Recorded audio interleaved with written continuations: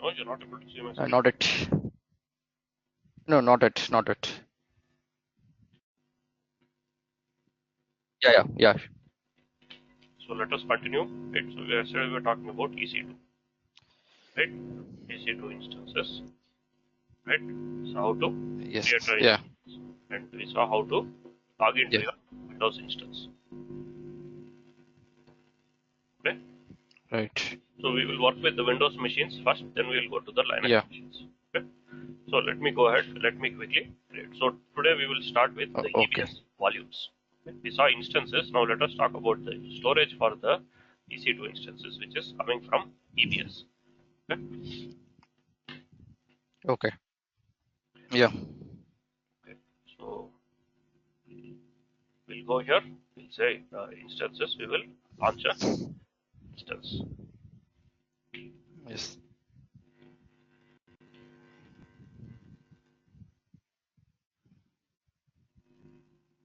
Right. Which is an instance type.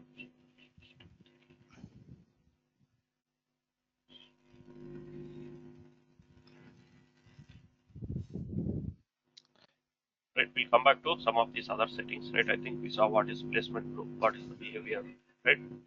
These things. Right. Yes. So a few other things we'll come back to it. We'll talk about storage today. Okay.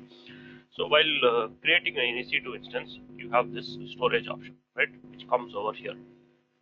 Okay, how much storage to add? So that is what we are going to talk about for EC2 instance, right?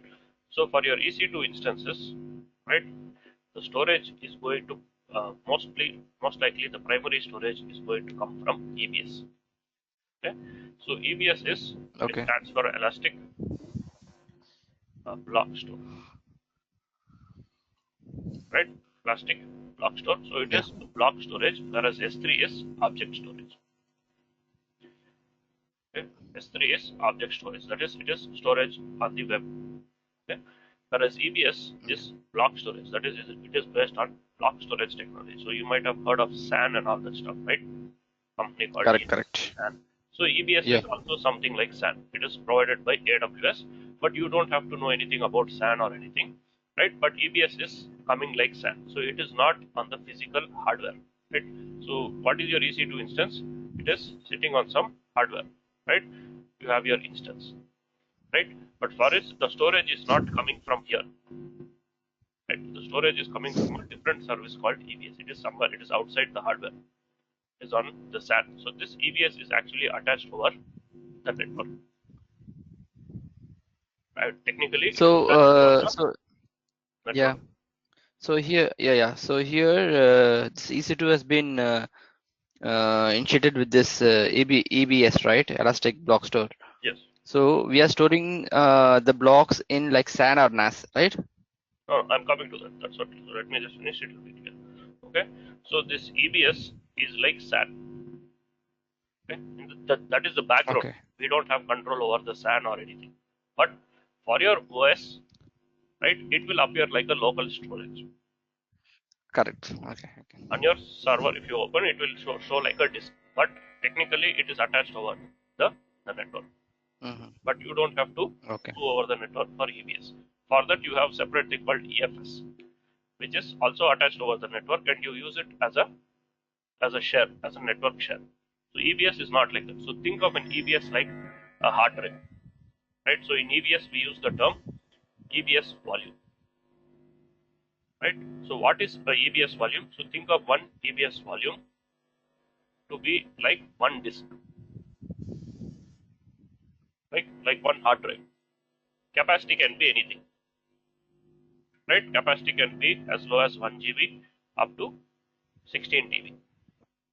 So one EBS volume is like your one hard drive, basically. Okay, but technically it is attached over the network. But in your OS, it will appear like a local drive. You can go to my computer. I'll show you that. Okay, so your OS will see it as a regular storage. Okay, but backend it is based on SAN, right? Block level storage. That is, you can create a file system. You can install OS. You can create partitions. All that you can do like you would do on any normal disk. Okay, but the way it is attached is over the the network. Why you need to know this? Because its performance depends upon that. So when you go to instance types, right, you will see two columns, right? CPU, the network, CPU RAM and the network performance, and you will see the EBS also. Storage, it will not tell capacity, right? Because capacity you can add as much as you want or as less as you want. Okay.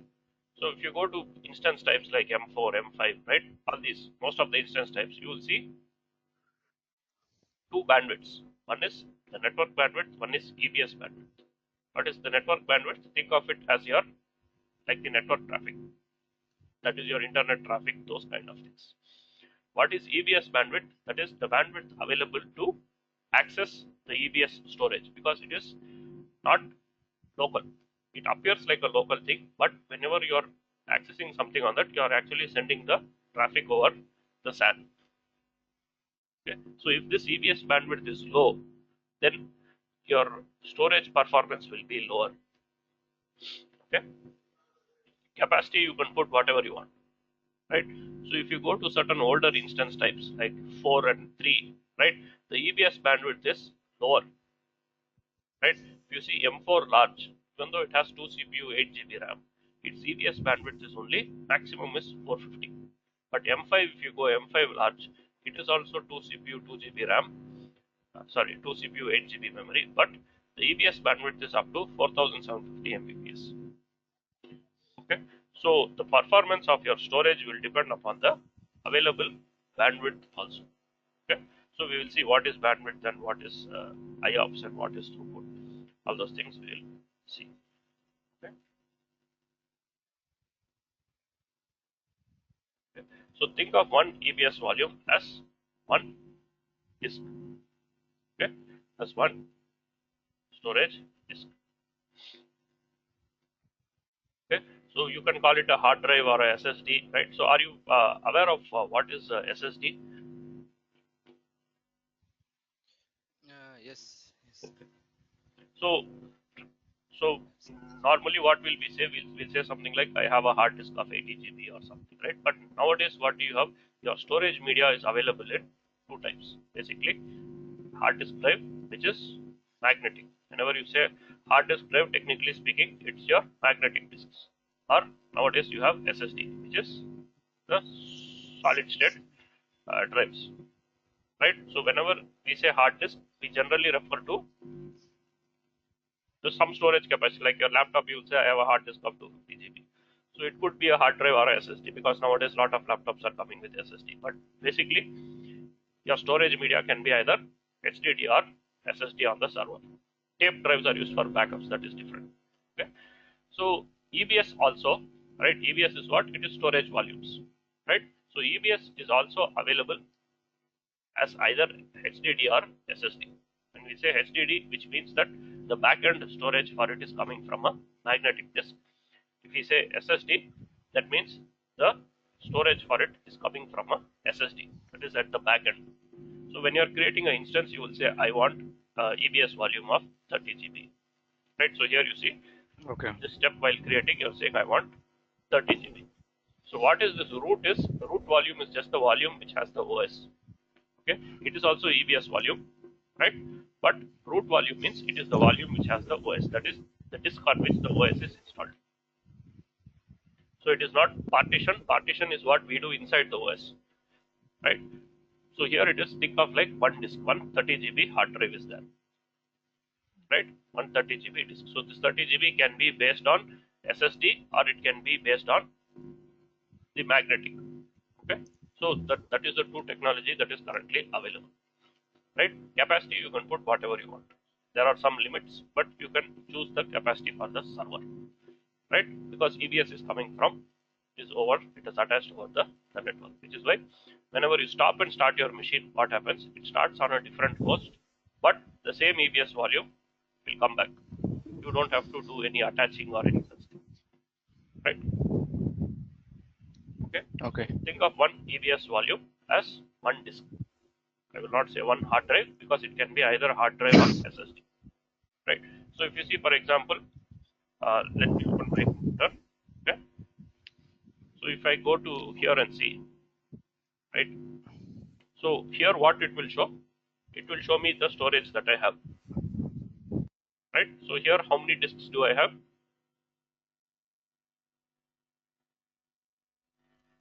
Right, I have one disk, right? It has two partitions, system partition and C drive. The other things are just my CD-ROM and USB drive, right? But the main is I have one hard disk, right? So looking at this, can you say whether I have a hard drive or SSD or what is it, right? Here normally it will just show you as a disk. This I have one disk of 232 GB, that is a 250 GB hard drive on my laptop. But what I actually have is a SSD. Okay, my laptop came with a hard drive which I upgraded around 3 years ago to SSD. Right, so because you know what is a SSD, I'm not going to go into details about it. Okay, so it looks same as your hard drive, physical form factor, all those they are available in SATA, M2, all that stuff. But you can replace your HDD with SSD for what? To improve the performance.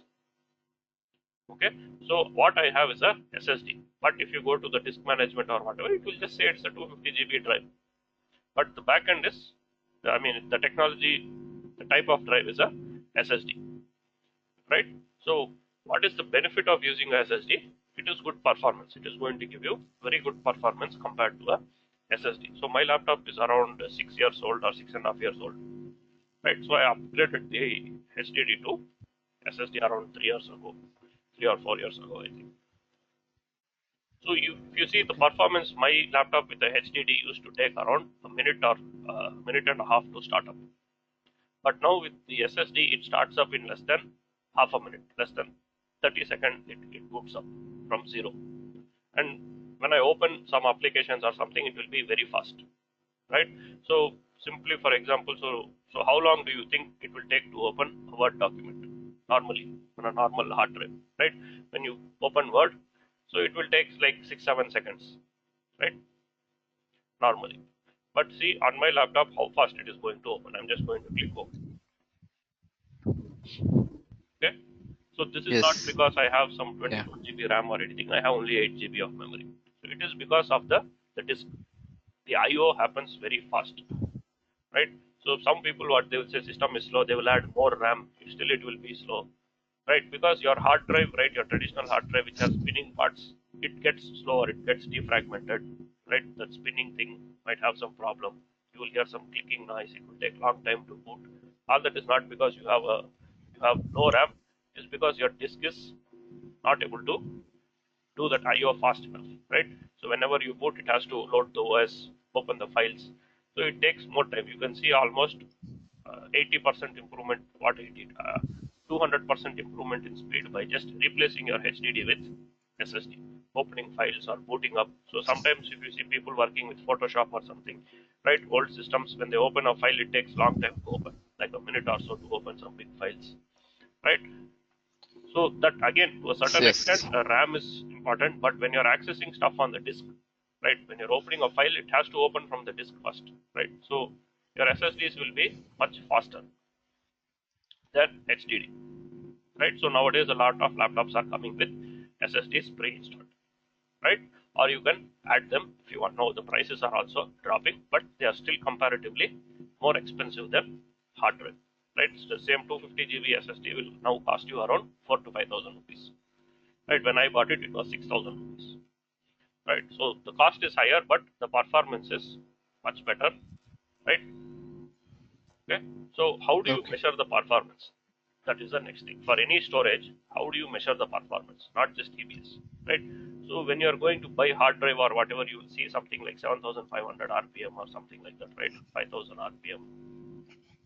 They will specify like this. Yeah. Right. But how is the actual performance measured? Is right? It is not just based on the spinning speed, right? Because SSD they don't have any spinning parts, right? So for that matter, for any storage disk, right, whether it is HDD, magnetic, or SSD, the the parameters that we use to measure the performance is called, I mean, not called. These are the parameters, right? You have something called IOPS, throughput, and bandwidth. You just need to know what is this at a high level, because we are not taking storage class. We are understanding how to assess the performance of your storage volumes, wherever it is, whether it is Azure, AWS, or your physical drive, or whatever. So here you see on my Samsung drive, they have given a tool with which you can check the performance, right? So how much throughput it is giving, Okay. right? Throughput is specified in Mbps, and IOPS is provided in as a number. Okay, so you can do the same test for your magnetic drive also, right? You can install some tool like Crystal Disk Mark, right? It is going to benchmark the storage, right? It will tell you how much throughput and how much IOPS it can push and all that stuff, right? So it can be done for any disk. So you will see a difference if you compare the performance of SSD with performance of HDD. It will be much faster. What will be faster? What are the technical terms? My laptop is booting fast. All that is what we see. But background, why is it faster? Because the IOPS is much better. So what is IOPS? It stands for input output per second, right? Input output per second. So basically, what is happening on a disk? Your idea? You are going to Yeah, write the data or read the data. the disk. Yeah. These are the two operations that happen on the disk. You are either going to write or read. So how fast it can write, how Correct. fast it can read, right, is what we are going to measure. IOPS is input output operations per second.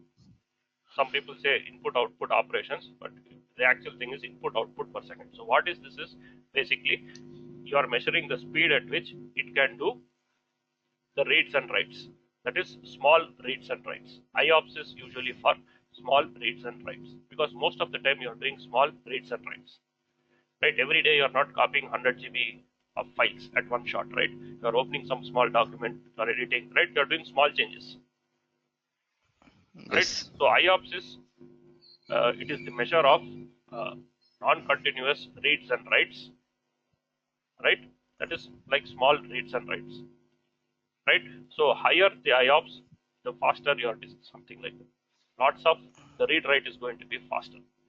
Right now, like I said, I'm opening a Word document. So it is a small read, right?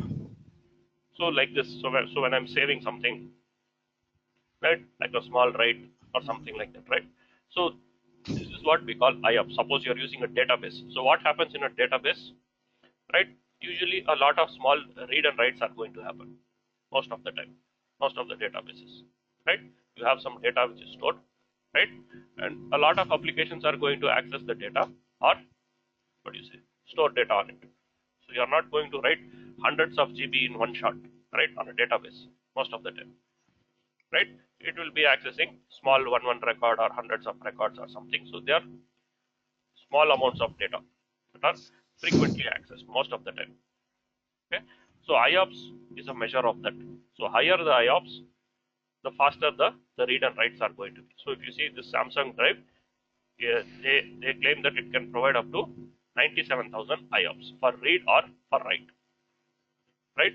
The read IOPS and the Okay. write IOPS you have. So currently I'm getting 97,563 read IOPS, random read IOPS, and 83,000 random IOPS. So it will be approximate. They say up to 88,000. So you will get within 15-20% most of the time. Same thing if you check for a hard drive, it will be much lower, right? If you take a hard drive and you run the same test, it will be much lower. That is IOPS, right? It does not matter the capacity or whatever usually, but in EBS it does. Okay, so the performance of a disk drive, whether it is HDD or SSD, IOPS is the first. Next is throughput and bandwidth, right? So throughput, it refers to the data transfer rate.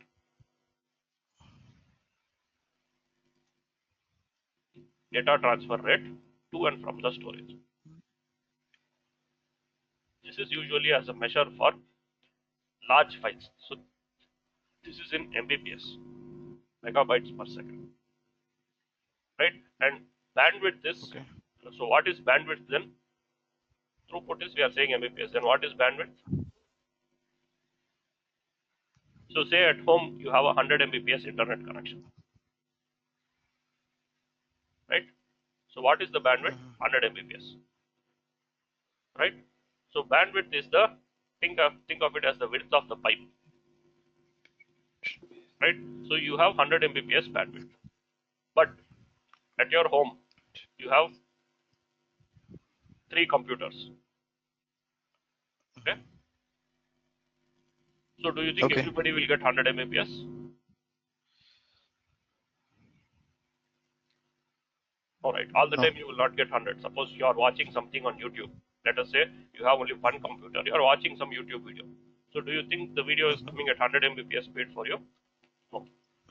Right? No.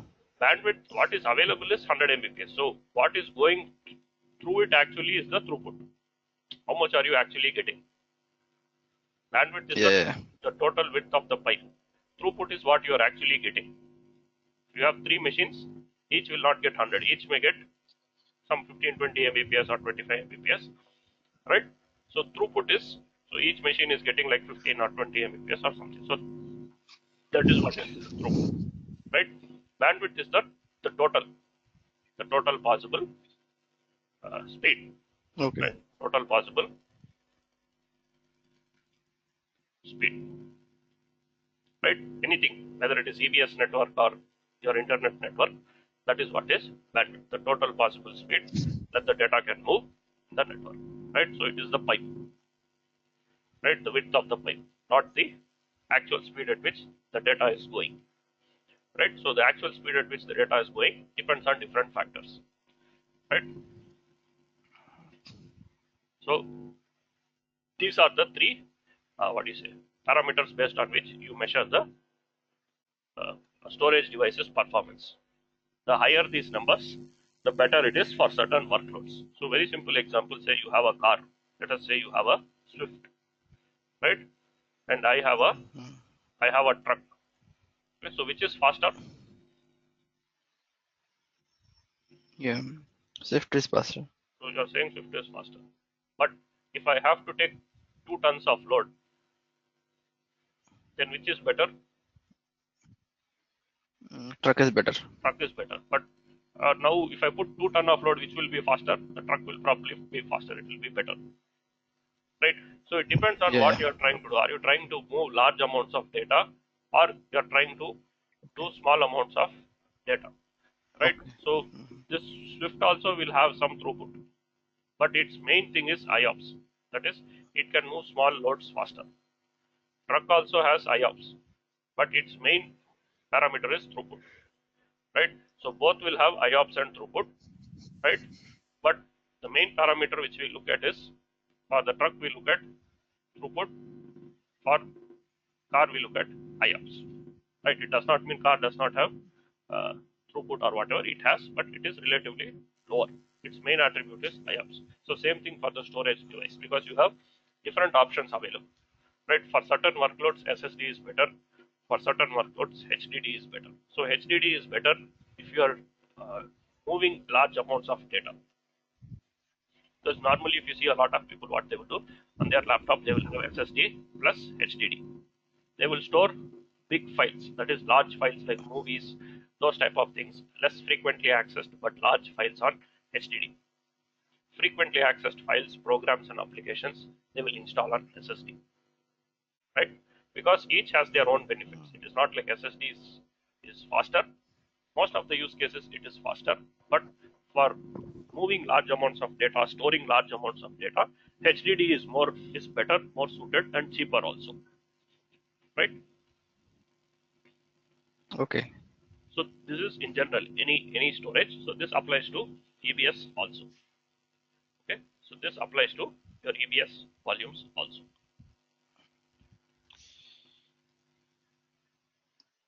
Okay, so let us go back.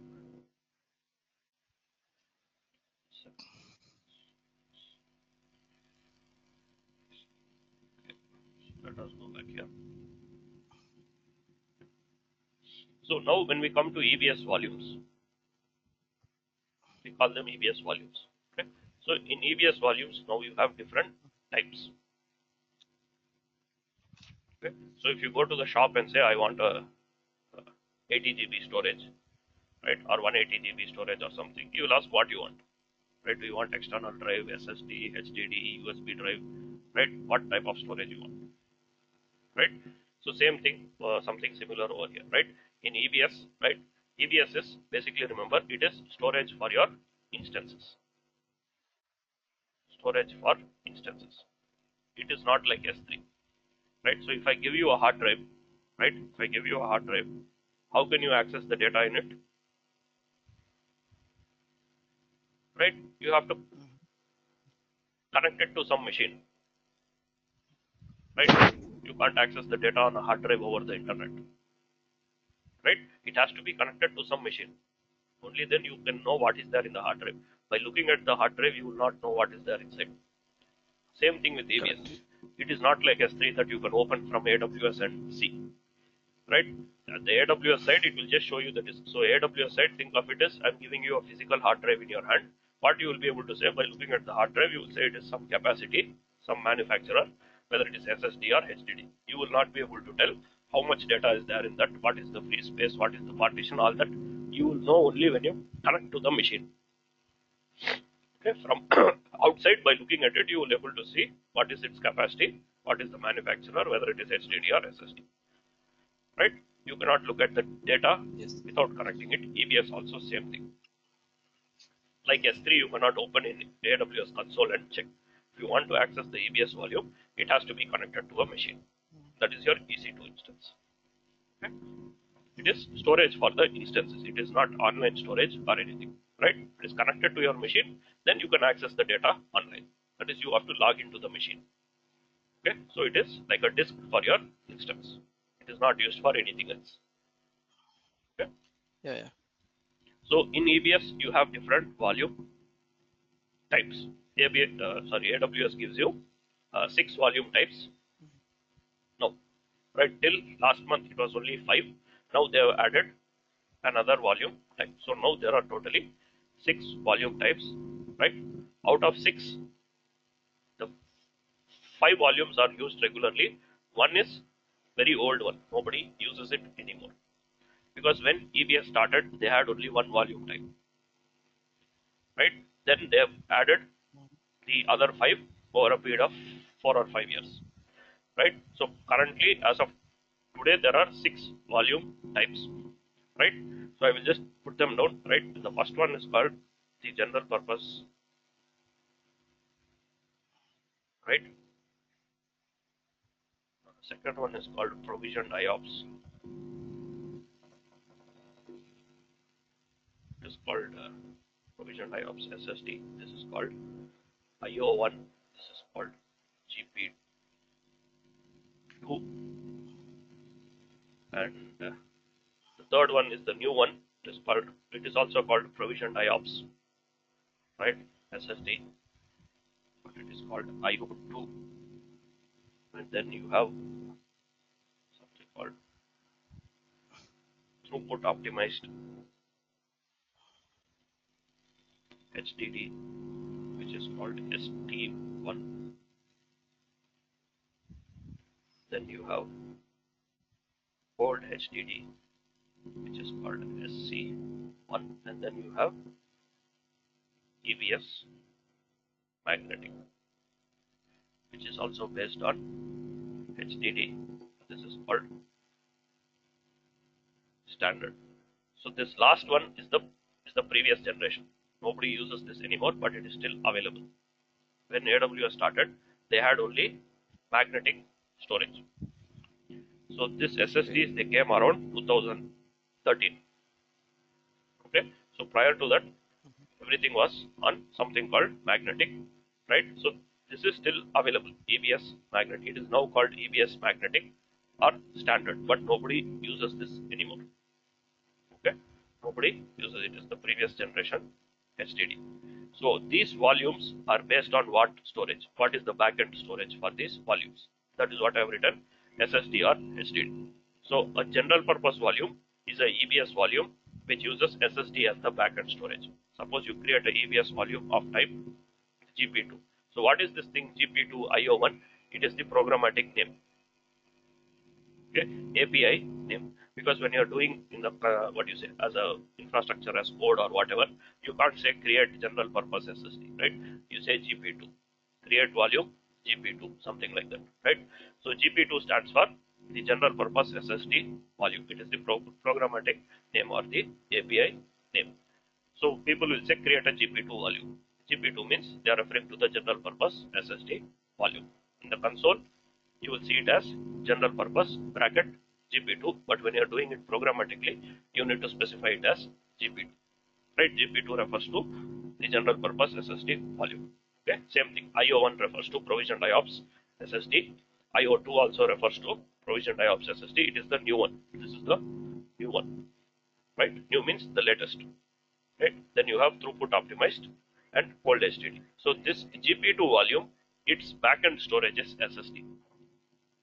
So these three, the first three, the backend storage is SS3. That is, this volume is coming from SSD storage.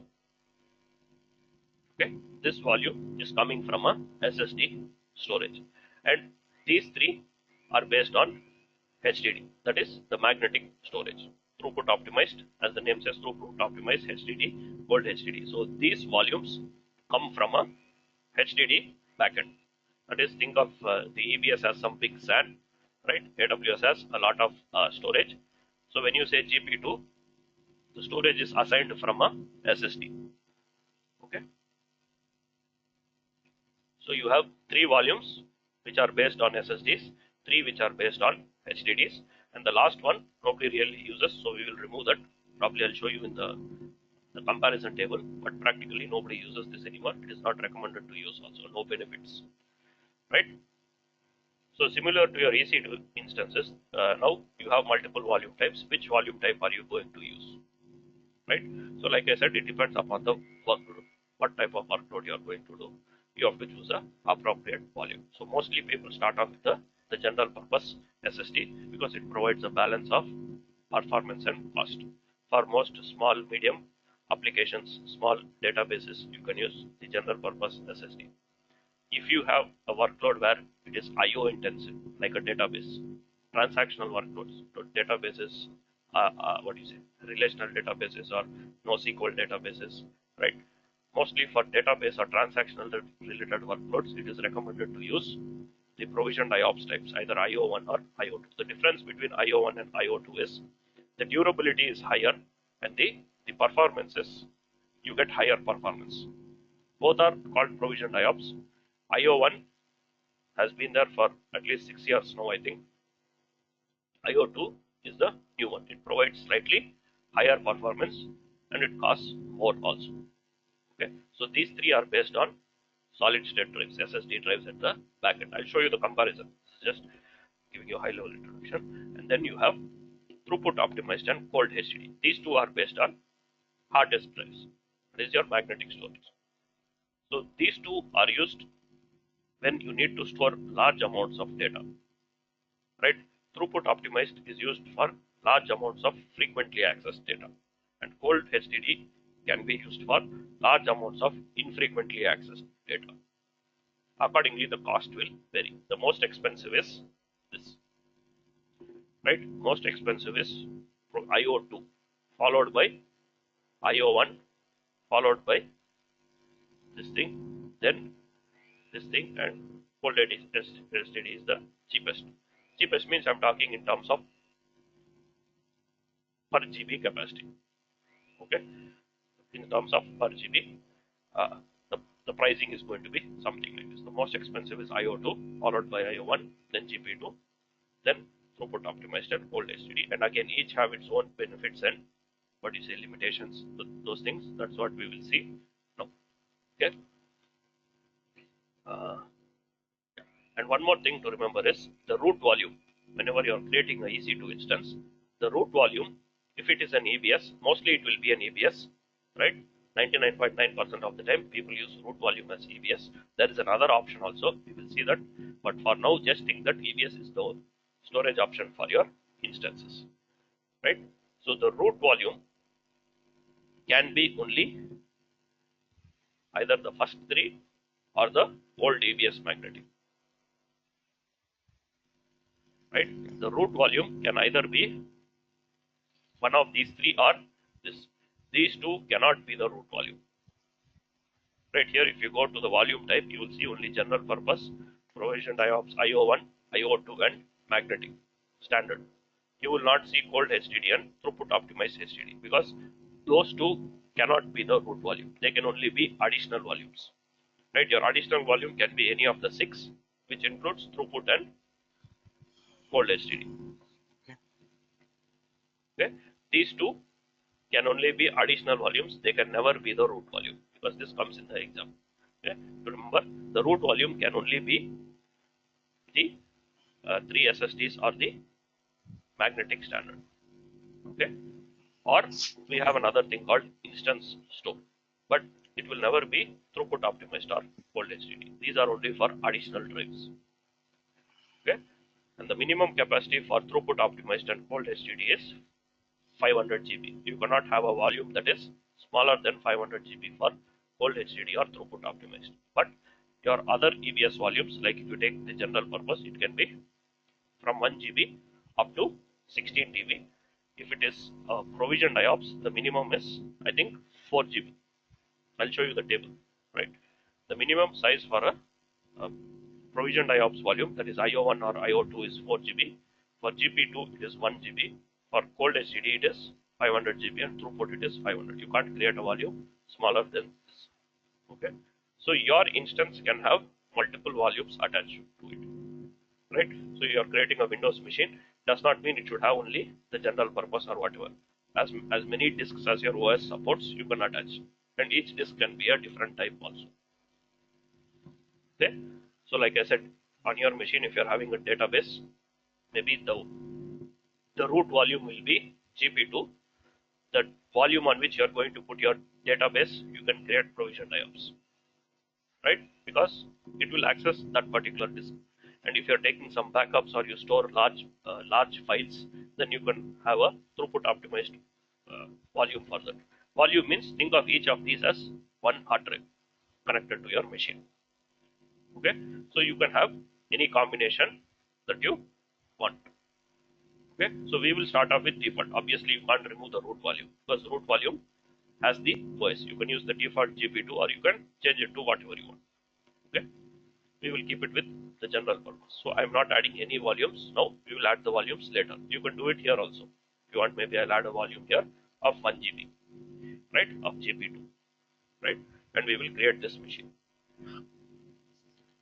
Okay, and remember, EBS volumes are persistent. Very important, EBS volumes are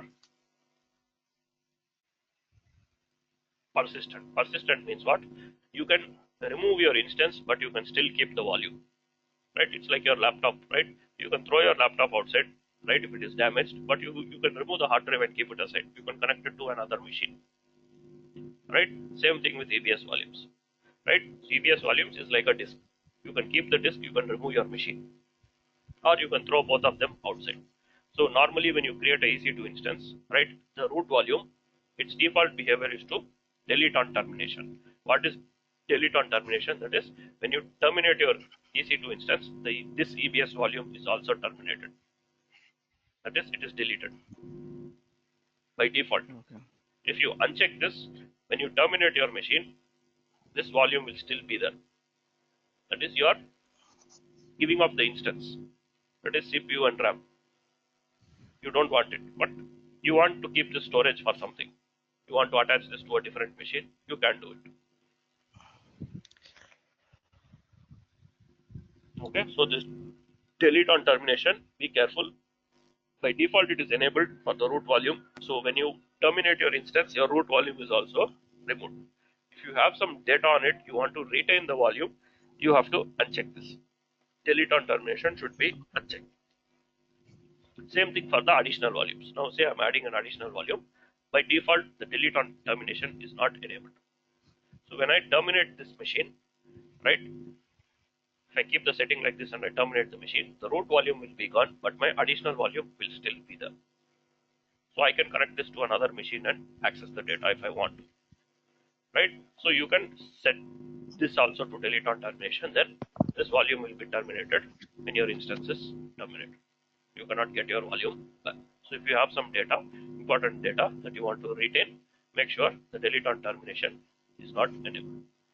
Okay, so we'll go to the next step, right? So I'm adding one EBS volume. So the additional volumes will be EBS only. They can't be anything else, right? The root Okay. volume is also EBS 99% of the time, and additional volumes mostly will be EBS. Here you will not see anything else most of the time. Okay, it can be any type, any of the six you can choose, right? So we will go ahead and we'll create this instance, right? Right, we saw what is this key and all that stuff, right? So we will launch this instance, we will log into the machine and see how this is behaving. So EBS volumes are persistent, right? It does not Yeah. need the instance, right? It's like your hard drive, right? Whether machine is there or no, the data in the hard drive will be there as it is. And usually, right, hard disk you can connect only to a single machine at a time, right? You can't connect the same hard drive parallelly to two machines, right? Same thing with EBS. One volume can be connected to one machine at a time. If you wanted to connect to another machine, you remove from this machine, connect to the other machine, right? But now they have added a feature called EBS multi-attach, which is new, right? Hardly a month old or something. EBS multi-attach, right? It has a lot of limitations, right? It is not for your traditional how we use it. It is for some special purpose, which lets you attach a volume to a couple of machines. But it is what you see. It has a lot of limitations, so don't worry too much about it, because you have to use a special file system and all that stuff. Your regular file system like ext, what do you say, xfs or ntfs, those don't work for it, right? So that is a new feature. I don't know who is going to use it, but they have launched something called EBS multi-attached. It is still very limited, right?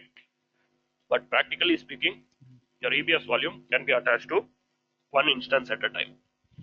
If you want to use the EBS multi-attach, then it has a lot of limitations. And so I will probably just open that EBS multi-attach, because even I have not used it. It's relatively new, right? It came in Feb 2020. It is available only for certain volume types. That is the provisioned IOPS, not for all volumes again, right? And let us see, they themselves as well, right? Right? Standard file systems are not supported. 90% of them use standard file systems, right? XFS, Okay. EXT, NTFS, right? These are not supported for what do you say, for multi-attach, right? What file system is supported? That also properly they have not given, right? That is some special, some different file systems, right? It is for only for IO1. It can be attached to up to 16. Again, only the Nitro-based instances in the same availability zone. Okay, so this is like a special feature which is new, came earlier this year. Okay, so but for most part of the thing, I have not seen anybody use it. If you want, you can do it. They have given you the steps working with multi-attach or whatever, and it is available only in these regions: US East 1, US West 2, EU West, AP Northeast, 2 other regions. It is not available. Okay, they can't be the boot volume, right? You can't disable multi-attach. You can't change the volume type, right? Lot of restrictions. Okay, so so don't worry about that for now. But if somebody asks you, is it possible? Yeah, now it is possible using multi-attach, but not for most practical purposes. Okay. Okay. So we have created the EC2 instance. So the volumes you can see over here under EBS. I'll open this in a new tab. So here you will see I will have two volumes, right? One is the root volume, one is the additional type. But from here it will not show. Here it will simply show to which machine it is attached. Right here you can't open the volume, right? You can't format the volume. You can't see how much data is occupied. All that you can't see outside. All that data is available only from inside the machine. By looking at this volume, I cannot say whether how much capacity is occupied, those kind of stuff, right? You can only see where this volume is being created. It is in AP South 1C availability zone. And one more thing, your volume has to be in the same availability zone as your instance. Okay, you can't have a volume in 1B and attach it to a machine in 1C. Okay, your volume has to be in the same availability zone as the instance to be able to use it. Okay.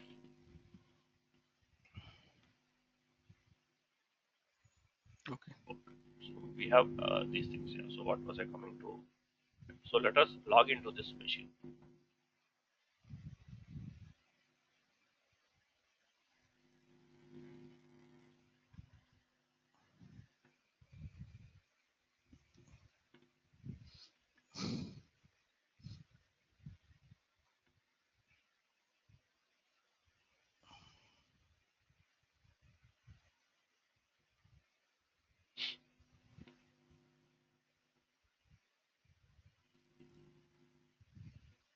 So let us log into this machine.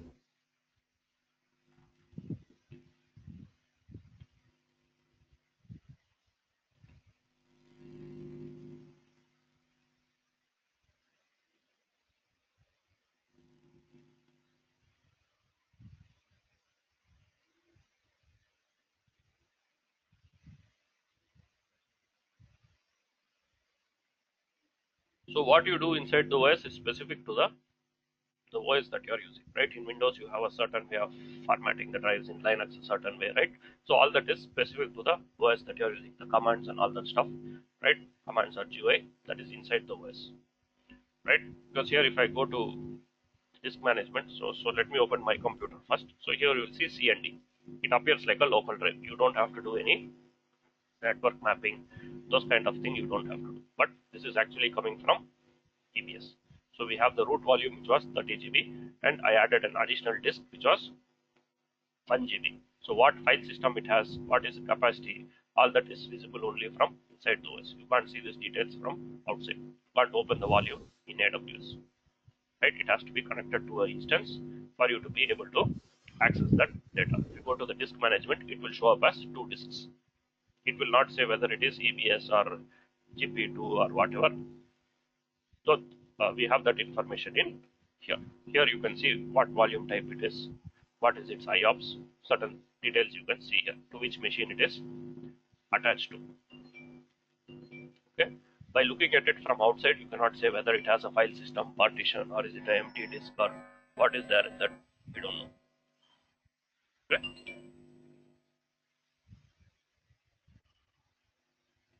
Okay, so this is the basic. So you have 2 disks. So again, the partition is up to you. Okay, the partition is up to you. In this, it has 2 partition. If I want, I can create another partition also. Right? I can say shrink volume or whatever, and then I can create a new partition in the same disk. That is all in the OS. Whether it is Linux or Windows, you can do that inside the OS, not from outside. Outside, it appears as one single disk. So here now, if I want, I can create another partition. That is my F drive, right? E or F drive, whatever it is, right? File system, all those things you can do whatever you. So now the my computer will show what 3 partitions, but actually you have only 2 disks, disk 0, disk 1. So each of it is one EBS volume. Okay, it is not the partitions. Partitions is inside the disk. Okay.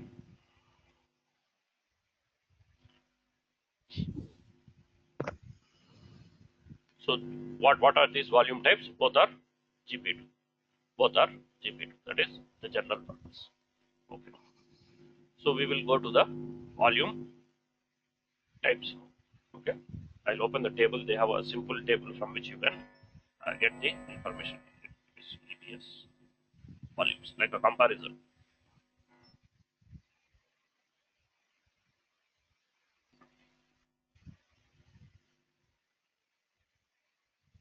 Okay, go to the features overview and click on EBS volume types. So here you have comparison of all the volumes. The old volumes, they have kept it in a separate page. That is the previous generation. That is, I told you, EBS magnetic. it will not be in this table. It is legacy, but it is still available, right? It has very low performance, right? So in the free tier, you are given 30 GB of GP2 or this magnetic. That is the standard. You are given free tier, you are eligible for 30 GB of general purpose SSD, that is GP2 or EBS magnetic volumes. That is the old one. So mostly people use the GP2 because it provides better performance, right? So here are the five main things that people use on a day-to-day basis, or what is recommended to be used. So first we will start with GP2, or we'll just take a comparison, right? So I told you the performance is based on IOPS throughput and bandwidth, right? So here you have a comparison with different parameters, right? The volume type is called GP2 for the general purpose. Same thing, IO1, IO2 is called provisioned IOPS. Both are called provisioned IOPS, but it is called IO1 and IO2. Throughput optimized is called ST1, SC1. Right, now coming to the description. So what can you use it for? Right, the general purpose SSD provides a balance of price and performance. Right, for small, right, small medium application servers, DB servers, those type of things. Right, as the boot volume. See, Right. So in general, like as you told, right, it should be in a code level. It can't be in a it can't be in a console level, right? So all this like creation of VPC, creation of subnet, creation of this, everything will be in a code level, right? Generally, Yes. like kind of terraform, right? Yes, exactly. Something like that. In AWS, you have cloud formation, or you can use Terraform. So there, while creating, you can't say general purpose SSD. You have to say GP2. Okay, okay. So that is what we say programmatically when you are calling it, like instance, right? You can't say what do you say instance, right? So that is why you have T2 micro. What is T2 micro? It is like the API name, or I can say 2 CPU or Okay. 4 GB RAM. I can say like that, right? But how do you represent that in programmatic? You should give it some name that you can call in code, Mhm. right? T2 micro, right? So which is why you Okay. have the VPC ID and all that stuff, right? Volume ID, because all this is used in programmatic. When Yeah, yeah. you're using the console, you might not look at the ID, volume ID or whatever. You just look at the capacity. Mm-mm. But how do you call this Yes. volume? What is the? How do you uniquely reference this volume? By its volume ID. Both are GP2. Both might Okay. be same capacity. So if I ask you to attach a 30 GB volume and there are two volumes, I should give you the volume ID, right? So everything will have a unique ID or what do you say, API name, right? But while speaking also, when we come to EBS volumes, we use the API name. We say create a GP2 volume or IO1 volume or IO2 volume, mostly, Okay. right? Okay. Okay. Okay. So here are the, features. Short description for what it can be used, right? The provisioned IOPS, they provide the highest performance. Okay, and IO2, it provides even higher performance, but the main thing is it provides more durability. Whereas throughput and cold HDD, they are optimized for low cost for frequently accessed data, because the main attribute for throughput optimized and cold HDD is throughput, whereas for the SSD, that is GP2 and IO volumes, the main attribute is IOPS, right? That is a lot of small reads and write frequent IO. That is the main attribute, Correct. right? So what is the durability? All the drives provide 99.8% to 99.9% durability, and IO2 provides 99.999 durability. What is durability? That is the possibility that of you losing your data. Okay, so this is a hard drive. EBS volume is like a hard drive. So similar to S3, right? So what does S3 do? Whenever you upload an object, it replicates it at the background to achieve some amount of availability and durability, right? So that you are eliminating single point of failure. Same thing with EBS volumes.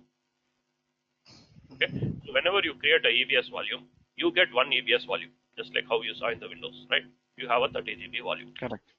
but in the background, right, that storage is replicated in that availability zone. Suppose I'm creating this in 1C, right? In the background, it is spread across multiple storage disks or something. It is replicated.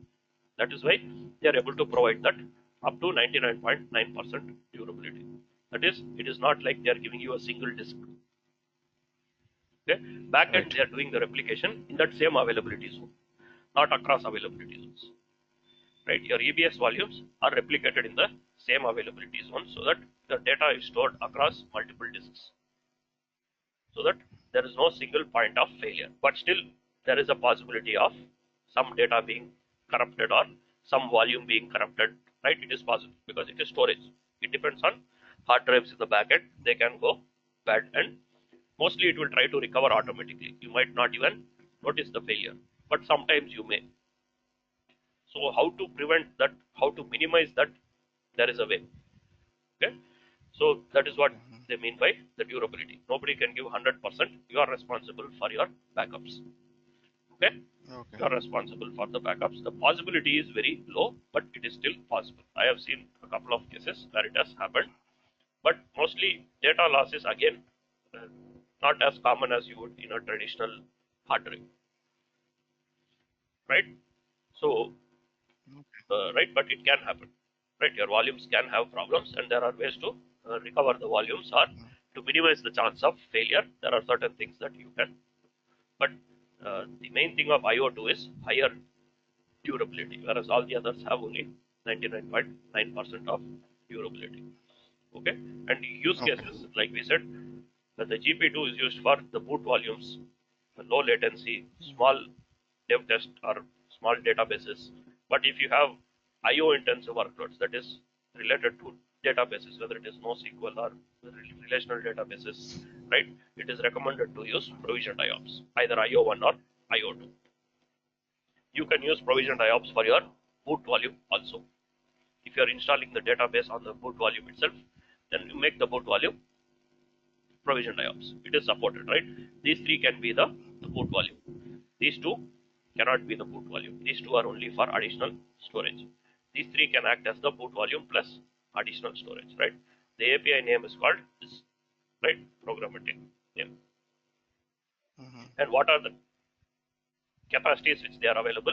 The provisioned IOPS are available from 4 GB to 16 TB. GP2 is available from 1 GB to 16 TB, and hold and throughput optimized are available from 500 GB to 16 TB. That is the volume size, one volume size. Your instance can have multiple volumes. Okay, so these are the capacities Okay. in which the volumes are available. You can put how much ever you want. Right. Next is how much IOPS it gives and what is the throughput. The first two are per volume, because your instance can have multiple volumes. When you combine multiple volumes on an instance, you can combine the IOPS or throughput to a certain extent, right? So the Okay. max IOPS, so these are the maximum values, not the values that you will get.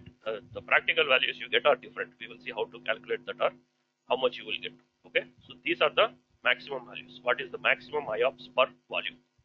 Right, the maximum IOPS per volume is 64,000 for the IO volumes, that is IO1 and IO2, and it is only 16,000 IOPS for the GP2. And for the cold and throughput optimized, it is only 500 and 250, because their main attribute is not IOPS. They have some IOPS, but their main attribute is throughput. Okay, so again, the throughput is up to 1000 Mbps per volume for provisioned IOPS, and only 250 Mbps for the GP2, and 500 Mbps for throughput optimized HDD, and 250 for cold edge. These are the maximum. Practical values will be different. Okay. Next is maximum IOPS per instance. So if you have two volumes, right, say 64,000, 64,000, then you can get up to 128,000 IOPS for that instance.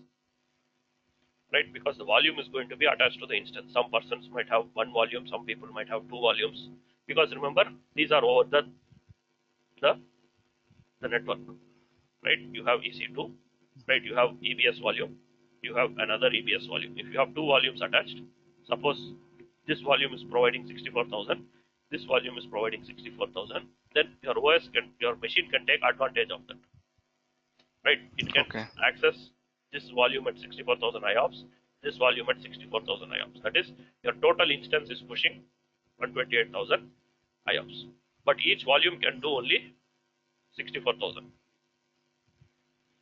Okay. right? So this is what we mean by per instance, because your instance can have more than one volume attached. What some people do is to get more IOPS, right? Because 64,000 is the maximum, so they want more IOPS. So what they can do is they will attach two drives and they will do something like a RAID, like RAID 1 or something they will do, Hmm. right? RAID 0 or Yeah, RAID yeah. 2 they will do to combine that IOPS. So Okay. when you do like this software RAID inside the machine, you can combine the IOPS and get better throughput. That's why you have max IOPS per instance, right? It is 1,60,000. Okay, Hmm. because the bandwidth depends, right? How much IOPS, how much throughput you get, it depends upon the EBS bandwidth, right? Again, EBS bandwidth depends on what? The instance type. Correct. So if you have a small instance type, like if you're taking T2 micro, its bandwidth will be very low. So even if you put a big instance, it Yeah. cannot work at its maximum potential because it is limited by the instance. Okay. When we Okay. go to instance types,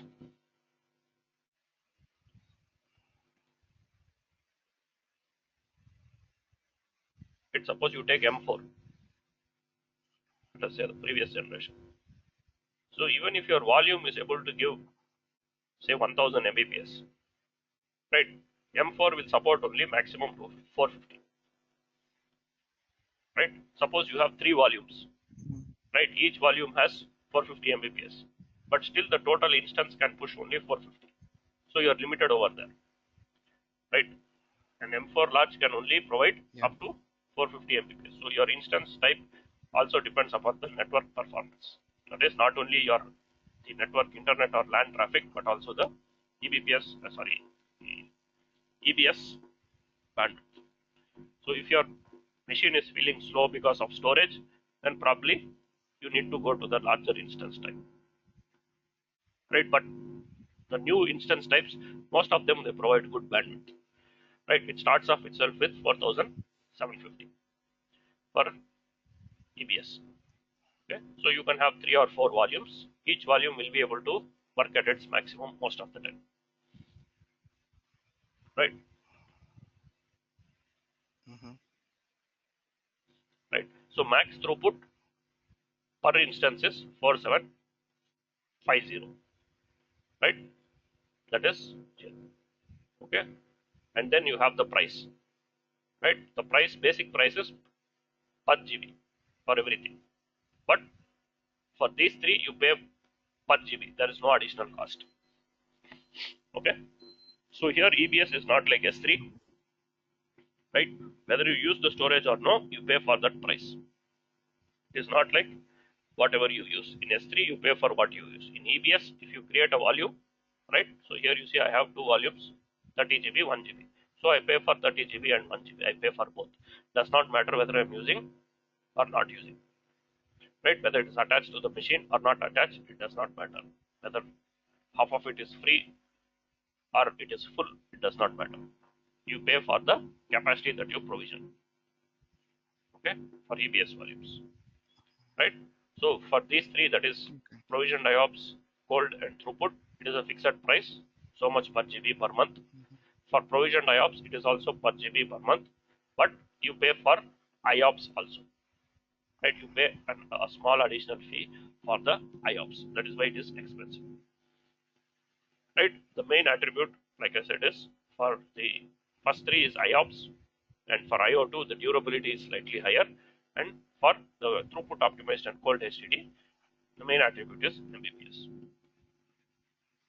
Okay, so these are the different volume types that are available, and your instance can use any volume type, any combination, any number of volume types depending upon your OS support, right? And the partition and all that, that is at the OS level. The volume is just that disk, one disk, right? Disk 0, disk 1. Okay,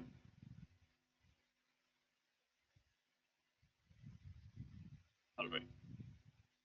Okay. So we'll take a small break. Okay, 15 minutes. We'll take a break, Okay.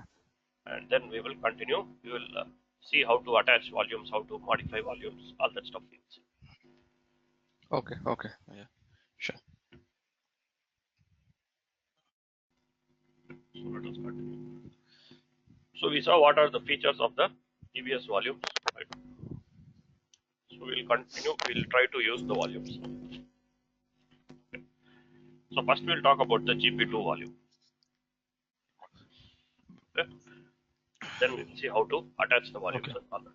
So here you have an instance already. While creating itself, we attach some volumes. So how do you attach the volumes first, right? So along with that we'll do. So you say create volume. Now let us say you want another volume for this machine. Okay, you want another volume for this machine.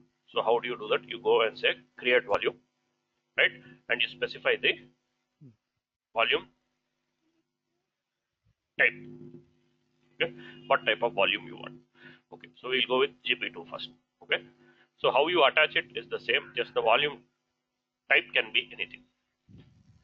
Okay, so the volume type I'm going to say GP2 and I'm going to put some capacity like 3 GB, and I'm making sure I create in the same availability zone as the instance, because if I create it in a different availability zone, I will not be able to attach it to the instance.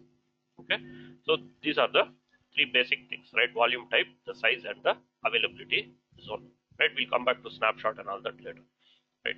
Then what is this IOPS, right? So I told you the performance for this GP2 and provisioned IOPS is measured in IOPS. That is their main attribute. Okay, so how much IOPS are you going to get for a GP2 volume? That is the question now, right? When you are creating a GP2 volume,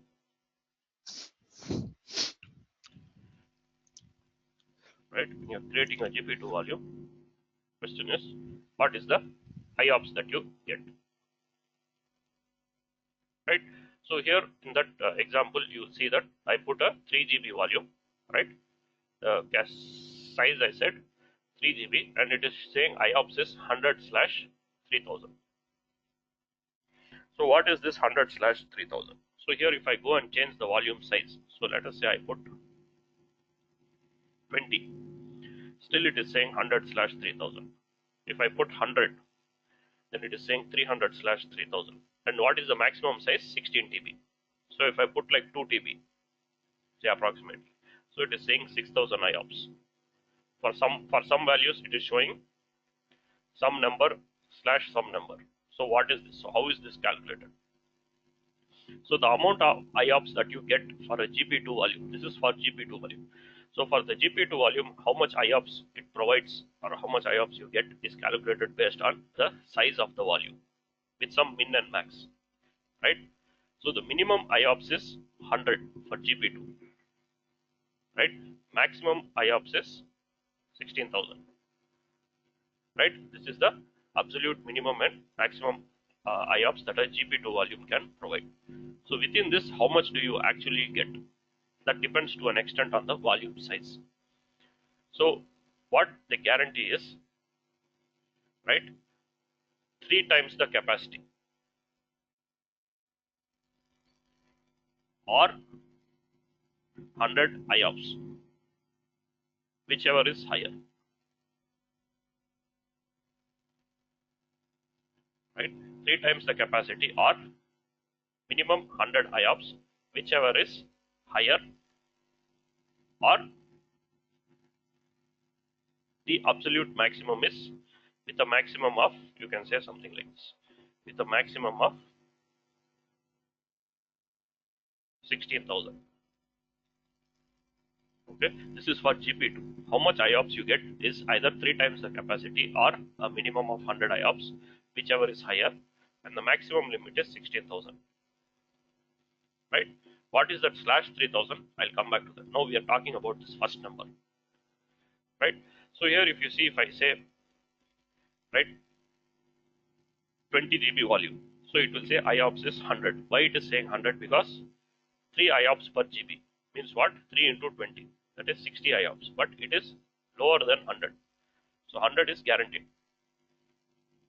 So if you have a volume that is smaller than 33 GB, that is smaller than 34, right? If you have a volume that is 33 GB, its minimum IOPS is 100. Even though the multiple of 3 is only 99, it is lower than 100. So minimum 100 IOPS is guaranteed. If you go to 34, then it will be a multiple of 3 into 3. So a volume that is below 34 GB will get 100 IOPS guaranteed. Volumes higher than that will get the multiple, right? Suppose I create a 100 GB volume, I will get 300 IOPS, right? If I create a volume that is say 6 TB, how much IOPS should I get? Right, 6 into 3, that is 18,000. But I will get only 16,000 because the maximum IOPS that an EBS volume can provide is 16,000. Right? Maximum IOPS that a EBS volume can provide is only 16,000 for GP2. So even though it's a multiple of 3, it is limited by the upper limit, that is maximum of 16,000. So volumes that are greater than 5.3 TB approximately will receive only 16,000. But you can create a volume up to 16 TB, but it will also receive only 16,000 IOPS. So up to this 5,300, right, you will get multiple of 3. Once it crosses that, the the IOPS is limited to 16,000. Okay, so if you create a 1 TB volume, you will get 3,000 IOPS. If you create a 500 GB volume, you get 1500 IOPS. But what is this slash 3000? So this slash 3000 is the burstable IOPS, just like your T2 instances, right? This 1500 is the baseline. Baseline means what you will always get, what is guaranteed for you. This burstable means it can work at up to 3000 IOPS for a few minutes or something like that, right? It will guaranteed to work at 1500 IOPS, but it can burst up to 3000 IOPS for some duration of time. It depends upon the credit balance. So whenever you create a GP2 volume, you get some credit balance, some IOPS balance they will give you, like a prepaid balance. So as long as you have the credits, that is, as long as your volume is working below the baseline, you will continue to acquire the credits. And whenever required, suppose every now and then you have a high disk usage, then it can go up to 3000 IOPS for short durations of time, right? This is the specialty of GP2. This applies only for GP2 volumes, not for the other volumes. This burstable performance, right? That is, it can burst only up to 3000. So if you have a volume that is already 1000, it will not have any burst. This burstable is only for volumes that are below 1 TB. You create a volume that is 800, that means you get 2400 baseline IOPS, and it can burst up to 3000. That is, it can go 600 IOPS higher, but it will not burst beyond 3000. So volumes that are greater than 999, right, will not burst.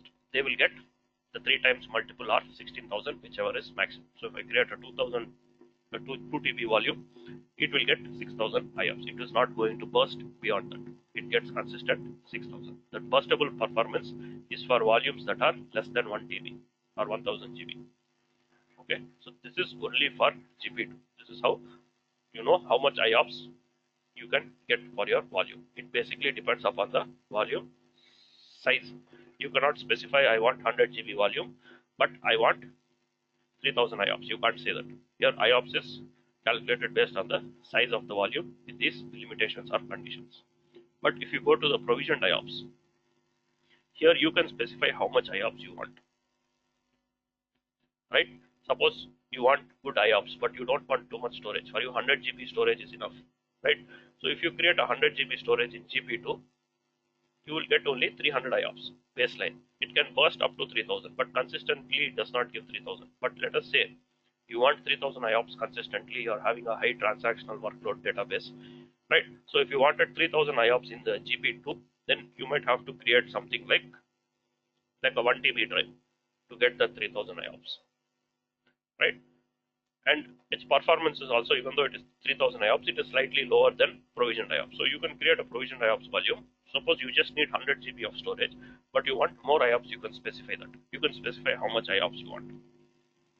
How much means you can't put like 50,000. The ratio is 50:1 for IO1. That is 50 times the storage capacity you can specify IOPS up to. right? Even though this 50,000 is less than 64,000, you cannot say 50,000 for a 100 GB volume. You can only go up to like 5,000 IOPS. That is 50 times your capacity, right? 50 is to 1 ratio. If you go 5001, you will get a error, right? So 100 GB volume, here you can get up to 5,000 IOPS consistently, right? 99.9% of the time you will get your IOPS, right? So for IO intensive workloads, production databases, big databases, transactional workloads, it is better to use provisioned IOPS. So most of them use that because there they can control how much IOPS they can request for some amount of IOPS, which is why for these things you pay for the IOPS also, because you specify how much IOPS you want. So you pay so much for provisioned IOPS per month. Okay, and the performance is much better. This is for either IO1 or IO2. IO2, just the multiple is higher, right? In IO1, the multiple is higher, right? You see here with IO2, like the multiple is higher. That is, I can even create a 100 GB volume with 50,000 IOPS. That is, it provides a ratio of 500 is to 1, not 50 is to 1. Think 500. Let me something like this. Let us see. Right? Yeah, 500 is to 1 is the ratio between IOPS and volume size for IO2. For IO1, it is only 50 is to 1. Right? So you want even more IOPS, you can choose IO2. Your volume size is 100, but you do a lot of IOPS, you can use provisioned IOPS IO2, right? Where you specify the IOPS. Minimum is 100. Minimum is 100. Again, nobody uses 100, but that is the minimum. Maximum is 64,000. It cannot give more than that, right? You cannot get more than that, right? But the multiple is 500. That is for small volumes. You can go higher up to 50,000 IOPS also for 100 GB volume. So this is provisioned IOPS. For cold HDD and throughput, right? IOPS they will say not applicable. Not applicable means it has some baseline, right? That is what they give you. Very low IOPS it has, right? Its main attribute is throughput. So how much throughput you get? You get 12 Mbps per TB, right? Minimum size is 500 GB. Maximum is 60 TB. So this is again, you create a 2 TB volume, you will get 24 Mbps, something like that. Okay. Same thing for throughput optimized also, right? So throughput optimized will give you more throughput, that is 40 MB per second. Cold HDD gives you only 12 Mbps as the baseline, right? Again, it depends upon the volume size, right? But throughput optimized has more throughput, that is 40 Mbps per TB, right? So approximately you get 80 Mbps if you have a 2 GB volume. So this is how the IOPS or the throughput is calculated, right? In some cases it depends upon the size, some cases it depends upon the volume. Suppose you go to GP2, because GP2 is, you have that calculation, right? So calculation you don't need to break your head, right? There's a example, right? Right, we'll just go through that, right? Just high level you need to understand, right? So it provides a baseline performance, right? So GP2 is, it provides burstable performance, right? So this is what we saw. What is the minimum IOPS? What is the maximum? How it is calculated, right? Same thing is given here. So how many, what is the IO credits? How many IO credits we get? All that is what is explained here, right? So the performance of a GP volume is tied to the volume size, right? Which determines how much IOPS it will get and how many credits it can get and all that stuff, right? So the more credits your volume has, the more time it can burst beyond the baseline. Baseline is 3 per GB, 3 IOPS per GB. The maximum it can burst is 3000. So for how long can it burst at 3000? For how long can it work at 3000? It depends upon the volume size and the credits that you have. So usually when you create a volume, right, you get around 5.4 million IO credits. right? So this is just a example they are giving, right? So each volume it gets the initial credit balance of 5.4 billion IO credits, which is enough to sustain, that is enough to work at 3000 IOPS for 30 minutes, right? So again, it depends upon the volume size. So they are just giving you the example, right? So how do you calculate the burst duration? How long can it work at 3000? It depends upon your current credit balance divided by the burst IOPS minus 3 times the volume size, right? So if you have a 100 GB volume, the baseline is 300, right? So for how long can it work at 3000? It can work for 2000 seconds at 3000 IOPS. So the bigger your value, the bigger your volume, the longer it can burst to 3000 because it is using fewer credits, right? Because if you have a 100 GB volume, right, you will see something like 300 slash 3000. That is 300 is the baseline. It has to burst extra 2700, right? So it uses more credits because it has to burst up to 2700 over and above. But if you have a 500 GB volume, right, it gets 1500 IOPS and it can burst up to 3000. That is, it needs an excess of only 1500 to burst. That is, it needs fewer credits. Think of it like that, right?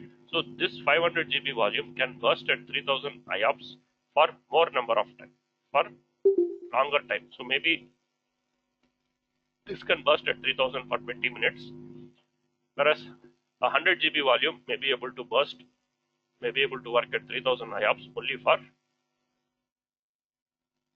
10 minutes because it uses more credits. Because it needs to go from 300 to 3000. That is 2700 more. Here it is only 1500 more, right? So the bigger your volume, right, the longer it can burst at 3000, right, the max. And how long it takes to fill up the credit. Again, it depends upon your volume size and all that, right? So the bigger the volume, the more credits you will get or something like that, right? So if you are not using the volume, right, so your credits keep adding up. Yeah, Ganesh.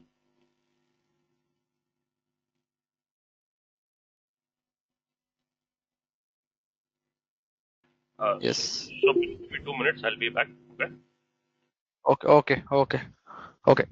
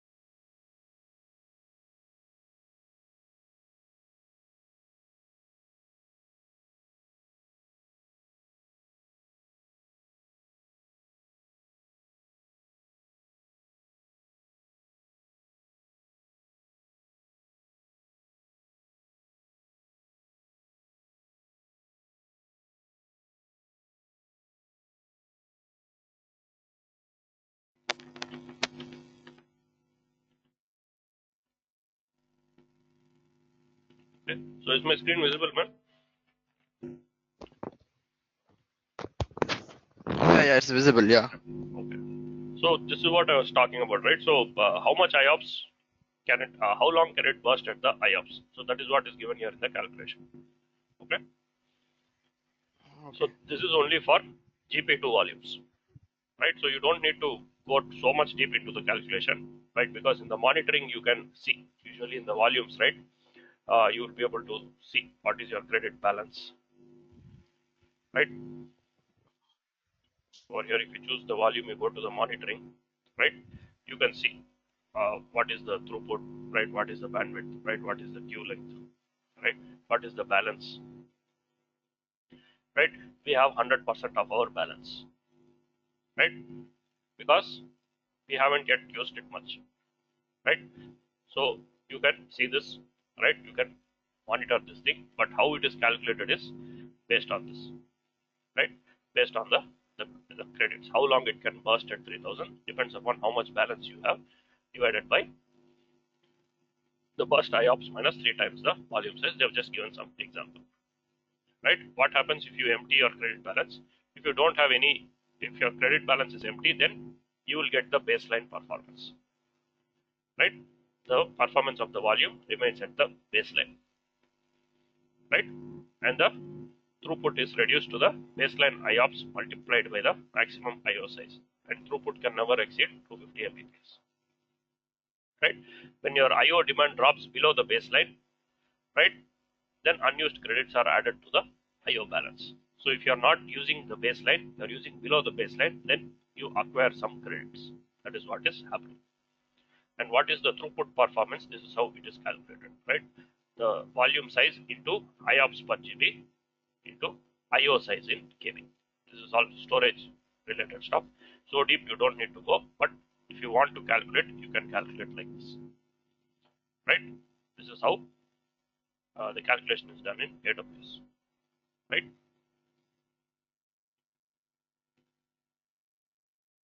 Okay. So So this, in exam point of view, like, do we need to know no, no, no, how no, they calculation? no, no. The exam point of view, they will ask you this, right? So you have a workload, right, which is not consistent, which does not use consistently high IOPS, right? It has burstable type of performance. Then what type of volume to use? That type of questions. So basically, if you read this table, right, so they will ask you something, right? You have a workload, right, Okay. which is latency sensitive or transactional workload like some database. Which storage type to use, right? Anything will work, Okay. Okay. right? It will work, but which is better, we have to choose, right? So if you have a small dev test environment with which does not require much IO, right? Then maybe you can use the general purpose. Those type of questions you will get, right? Or they will say like you need 100 IOPS. So just the baseline, that is how much IOPS it provides and what is the burstable. That much if you know is enough. How to calculate all that you don't require. You just have to know that it will work at that baseline. Sorry, it would work at the burst level as long as you have credits. If you don't have credits, it will fall back to the baseline. Okay, and this burst is only for volumes that are below 1 TB. Once the volume crosses 1 TB, there is no burst. You get only the baseline. That is what is shown in this graph. Go scroll up, I think you have a graph over here. So what is this graph showing? Let me copy and paste it here.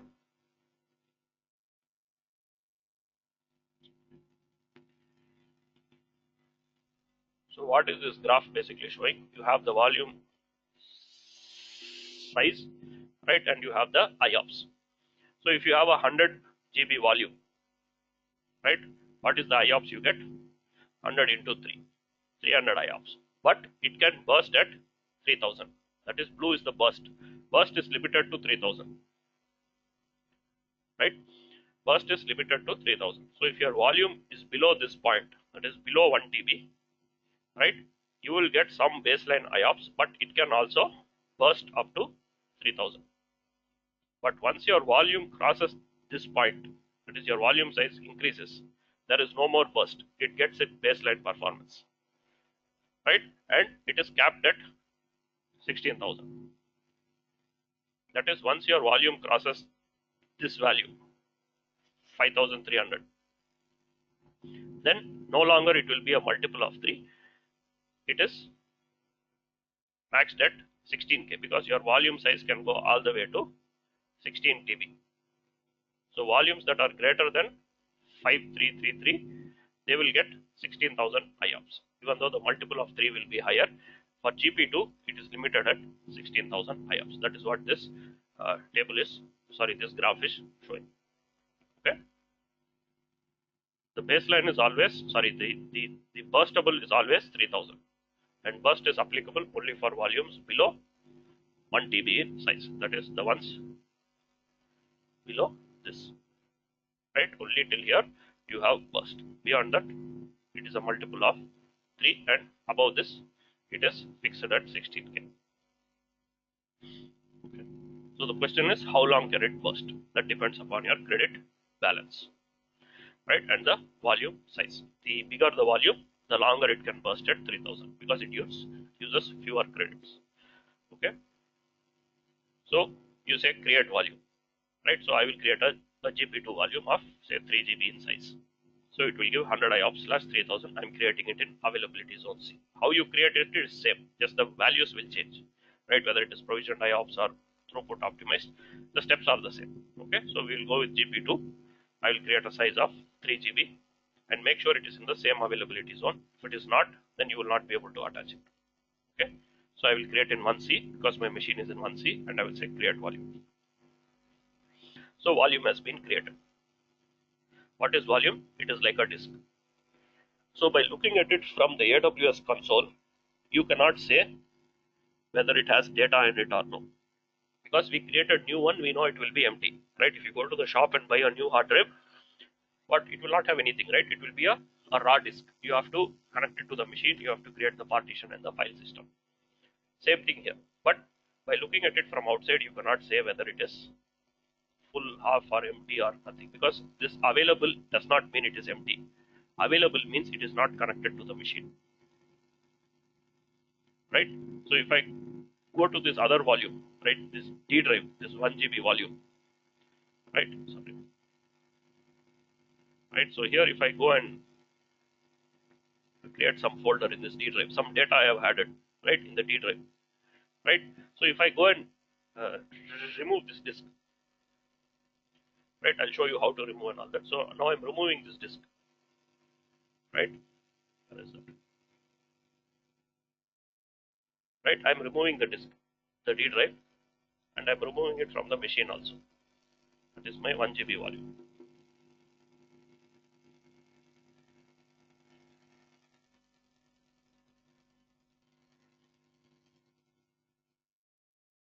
Okay, so it's just a couple of seconds it's going to take. Now you see, both these are saying available. But by looking at it from outside, I will not be able to say which is an empty drive which has data. Right, I will know that only when I connect to it. So by just because it says available does not mean it is empty. Available means it's not connected to any machine. Right? So if I attach this volume again, so now we are going to see how to attach a volume to an instance. So we created a volume, or we have some volume. So I want to attach it to a machine. So we will take the first 1 GB volume. So if you see inside my OS, now we don't have that 1 GB volume, right? My computer is not seeing it, and the disk management is also not seeing it because it is not attached to that machine. So let us attach the 1 GB volume. So how do you attach? You choose the volume and you say attach volume. Okay, you say attach volume and you choose the instance to which you want to attach it. It has to be in the same availability zone, otherwise it will not show up. Don't change the device name. Unless you are a storage engineer, don't touch the device name. Don't modify this. For most of them, the default is sufficient. Okay, don't change the device name. Just say attach. Now what happened? I'm attaching this volume to my instance. So here it will say in use. Okay, now it is attached to my machine. You don't need to switch off your machine to do this. You can do it while your machine is on. Now if you see, the disk management, it is showing my disk, but my computer will not show you that, because usually when you attach a disk, it will be offline, right? So here you should not go, and first step is you have to make it online, right? After you make it online, don't go and format this. because this already has data. We have already formatted and put some data that you will know by looking at the disk management. The blue line you will see, that is, it has a partition, so you should not format it. Now your OS will be able to see it. Same data what you put will be there. Okay, it is similar to removing a hard drive and attaching it to another computer. So you will not format it immediately, right? If I give you a hard drive, you will connect and see whether it has any data. Because if you straight away connect and format, means you will lose the data. There is no point of attaching a volume which has data, right? So you always need to check after you attach a volume whether it has any partition. Now let me attach another volume. In this case, this volume, this 3 GB volume. Now when I attach this volume, what is going to happen? Same thing. You specify the instance name and say attach. So now it will be in use. In use means it is attached to the machine, not that it has data. Now if I go to this machine, again, your my computer will not see the drive, but your disk management will see it. What will it see it as? As unallocated. Why is it unallocated? Because it is a new volume. It does not have anything. So here you have to format it, right? So you have to check in the OS whether it has any partition, that is with a blue line in Windows, right? Or whether it has any data on it, right? Simply you should not go and format this. Formatted, data is lost. So here, this is a new volume. So it does not have any partition or anything on that. So you need to initialize it in Windows, and then you need to create a partition.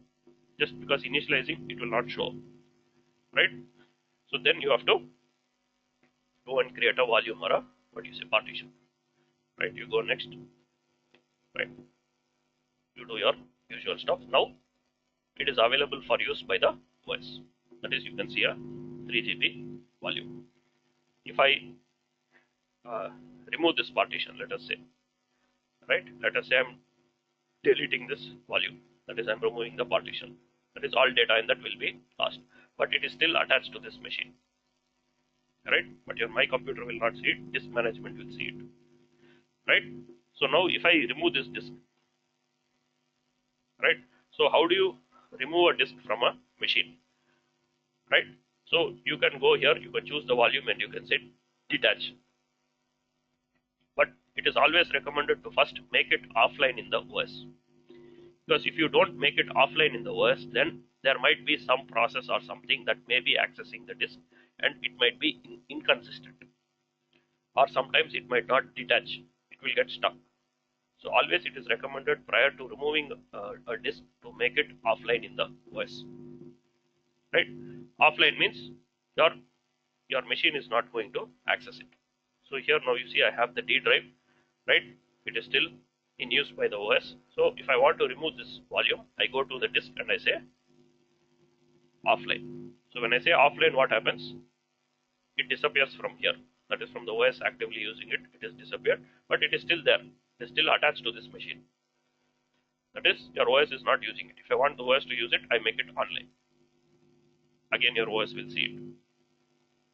Right? So always make it offline in the OS first. Whichever disk you want to remove, make it offline in the OS. Then you go to the AWS side and say detach volume. Here it will say still in use because it is physically attached to the machine, right, in the backend. Right, it is still attached to the machine, but inside it is offline. So make sure it is offline. Then you come here and say detach, because without doing that, if you say detach, it will get stuck. Then you need to do force detach. Sometimes when you do force detach, it will get stuck. Then you have to contact AWS support. So always better make the disk offline, then detach. If it is still not detaching, try force detach. Right? If force detach is also not working, then we have to contact AWS. So like this, you can detach the volume, and the machine is on itself. Now you see both volumes will say available. Okay. So now if I attach this 1 GB volume back, same thing. Attach volume. Choose it. Attach. You go into the OS. Immediately it will not show you in my computer. Right? You need to make it online. Or if it is uninitialized, you need to initialize it and create a partition. So don't straight away go and blindly do it. In Windows it is easier because you can see it in the GUI. In Linux you have to be more careful, because if you format this, the data in this will be lost. It may be empty also, but it has some partition, right? Maybe empty also, but that you will know only when you open and check, right? So you can attach a volume only to one instance at a time. So if I take this volume and try to attach, that option itself is grayed out because it is already attached to a machine. You cannot attach it to another machine. If you want to attach this volume to another machine, first you detach it and then attach it to the other machine. The process is the same. You choose the volume, make sure it is not attached, that is, it should be in available state, and then you say attach volume and you specify the instance. Whether it is the same instance or different instance, the process is the same. Then you go into that instance and make it online if it has a partition. If it does not have a partition, if it is an empty volume, then obviously you have to first time you have to do a format and create your file system or partitions. Okay, but always, because always you will not create new volumes. Sometimes there will be some existing volumes or something like that which you need to attach. So you just need to attach, then make them online. You should not keep formatting. Okay, so that is very important because if you lose the data, you cannot recover it, right? Even AWS cannot help you recover it usually. Okay, so the process is the same, whether it is GP2, provision IOPS or whatever, the steps are the same, just that its performance is going to be different. Same thing for cold HDD, throughput optimized, everything same. You say create volume, you say cold HDD, the minimum size will be 500 GB. Put it in C and say create volume. Right, in a couple of seconds, this volume will be created. It will say available. So you choose that, attach it to your machine. Attach volume, choose the instance, attach. Go back into the instance, right? Obviously, in my computer, it will not show up. It will show up under the disk manager. Here, what it is saying, it is unallocated. Unallocated means it does not have any file system on it. That is, you can think like it is empty. So here you can make it online, right? Then you need to create a volume, right? I think this is initialize, and then you create a volume. You can create your partitions, that is up to you, right? You can split this up into multiple partitions, that is up to you. Okay, the process is the same. If you want to remove this, make it offline, then you remove it from here, you detach it from here.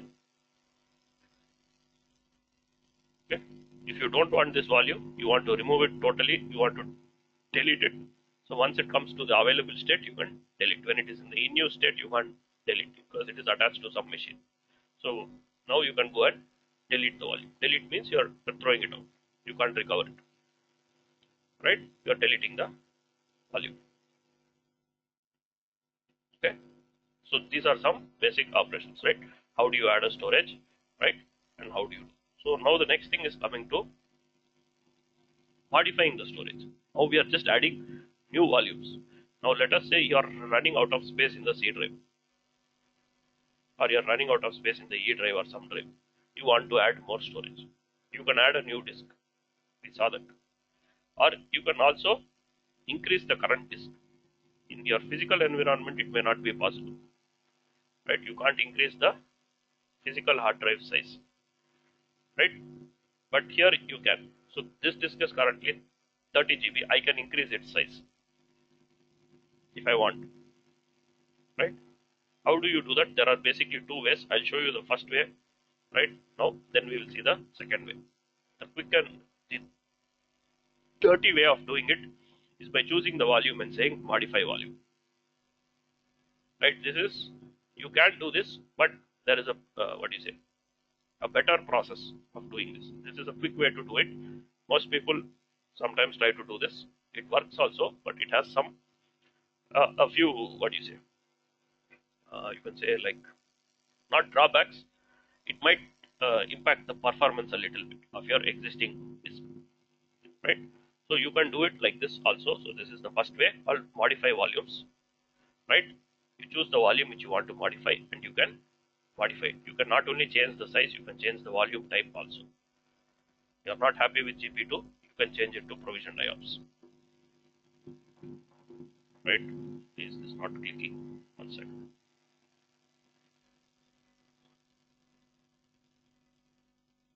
1 second guys, problem with my browser. So I can choose this and I can go to actions and say modify.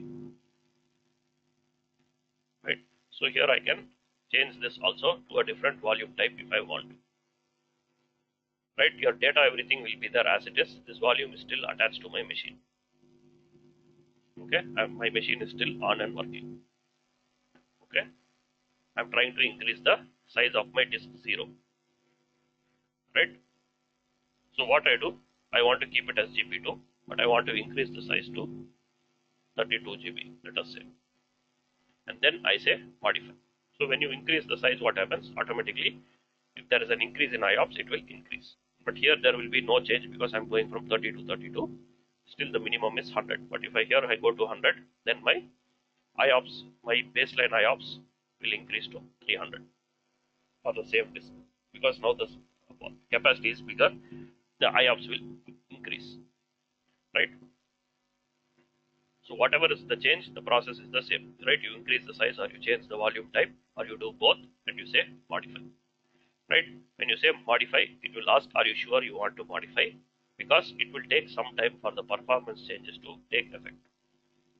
So when you do it like this, you will immediately not get the full performance. That is the new performance, right? It will take some time. How long it will take, it depends upon the modification that you have made. If you have made it from 30 GB to 100 GB, it might take up to 2 hours also sometimes. Okay, for it to give the performance, but the volume you can use. Here you see I have the volume. I can continue to use the volume.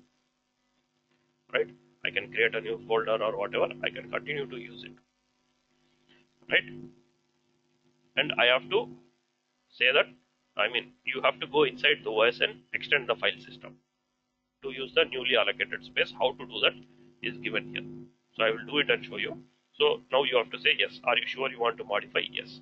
So when you say yes, you will see the state going to in use modifying, then it will change to in use optimizing. But modifying thing, it changes very fast, but let us see whether we can see it. So once you say yes, right, now here if you go and see, right, it will say in use modifying. Right, in use modifying, then it will change to in use optimizing. So now you can use the volume, right? You can use the volume. It is available for use, but what it is doing, optimizing means it is optimizing for the new values that you provided. The capacity has increased. How do you know capacity has increased? If you go to my computer and check, still it will show the same capacity, 21 and what you say, 8.2. Because the space which you added, you need to go to the disk management and check. You added 2 GB. That 2 GB is unallocated. Because when you add empty space, it will be unallocated. So now you can extend it. Right? You can extend the volume. I can't extend the C because, in Windows it is like you can only extend the next contiguous block or whatever they call it. Right? So I can extend maybe E. Right? I can extend E into that empty space. Right? I can extend E. Now E has become 10 GB. So inside the OS you have to go and extend the space. Only then you will see the new spaces. This is for this partition. If I didn't have this partition, right, I could have extended my C itself into that. Right, all this inside the OS, how you manage your storage disks and all that. Right, so I removed E and I combined everything together into C. So now I have 10.7 GB free space in C. Right, so like this you can modify the volume. Right, but it has some limitations. Now let us say I need some more space. 32 is not enough. I need 100. So now if I go again say modify volume, right, current is 32, right, it has given the capacity, just the performance it is optimizing. The capacity is now available, right, as you saw here in the machine, right, 32 GB is available for use. Okay, so now 32 is not sufficient, I want 50, so I make it 50. And now when I say modify, what will happen is same message it will give. Now it will give error. So you can't modify the volume when it is in the optimizing state. Right? Optimizing will take some time to complete. So while it is in the optimizing state, you can't do another modification. Okay, and even if it comes out of optimization, within 6 hours you cannot. Every 6 hours you can do only one modification. So now let us assume in a few minutes it comes out of optimization. It finishes optimization. It will come back to in use. Right? Optimization will complete 100%. Right? Then again, if I try to modify, but if it has been less than 6 hours since the last modification, it will not allow you to do it. Right? So now what we saw is called elastic volumes. Now what I demonstrated to you, it is called elastic volumes. I mean, it is not a volume type, just the method in which you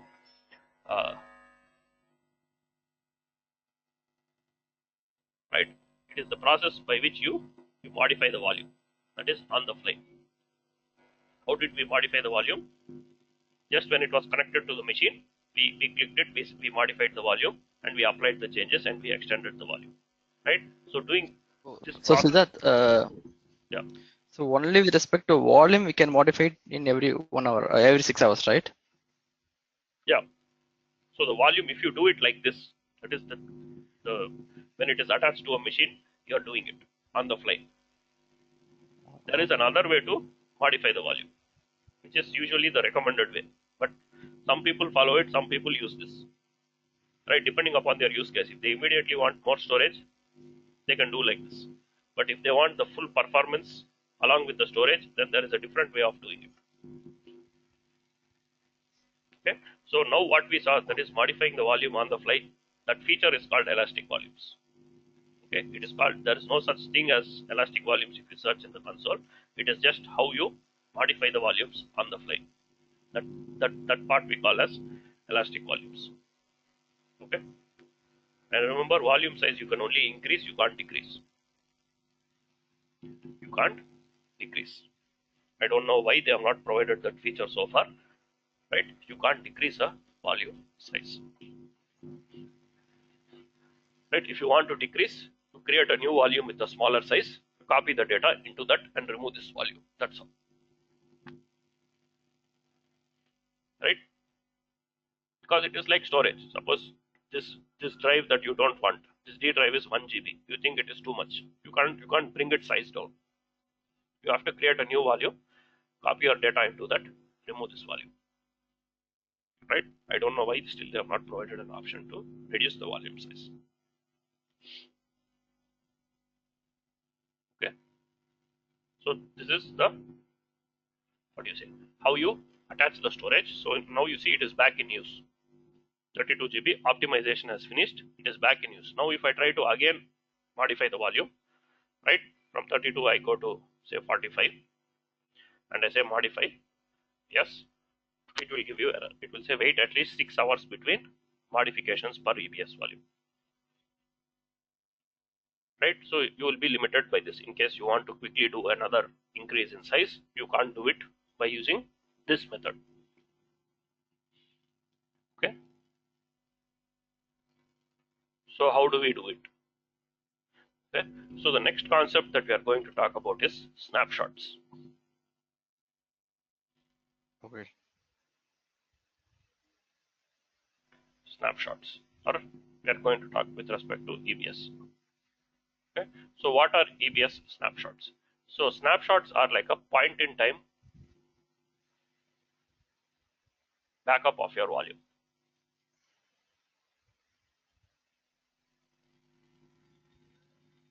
Okay, they are like, and they are incremental.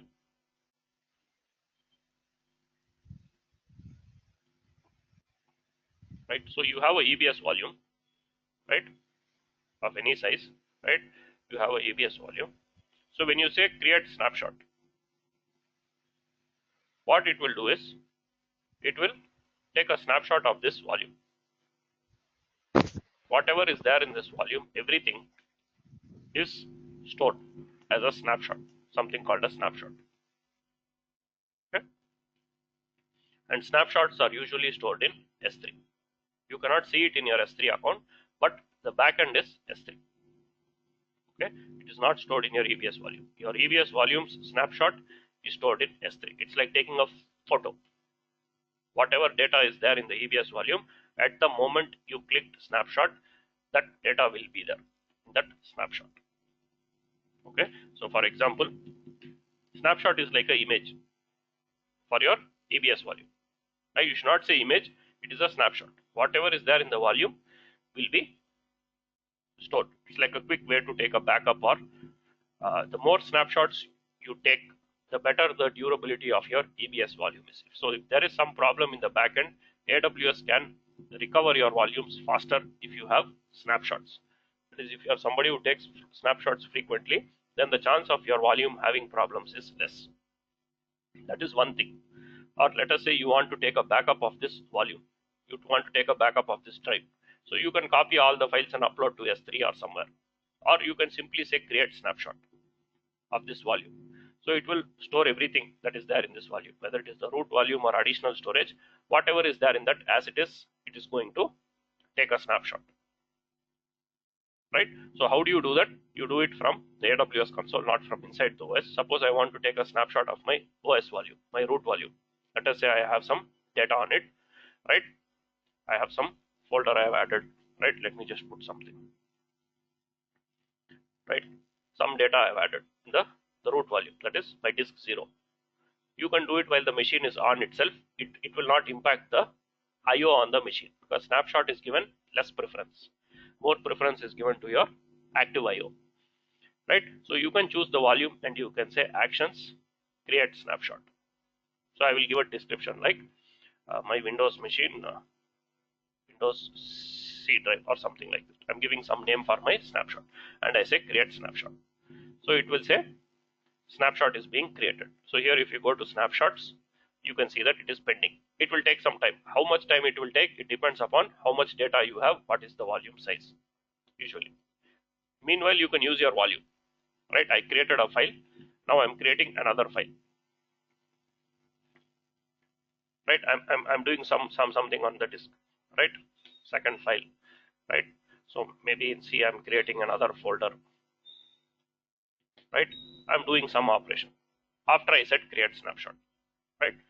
My volume is still 32 GB. I can use it actively. My snapshot will be happening in the background. You see, snapshot also finished creating, right? Because it is a small volume, right? And we didn't occupy the full space. Okay. So the thing to remember here is snapshots are incremental. Incremental means, so what is the snapshot?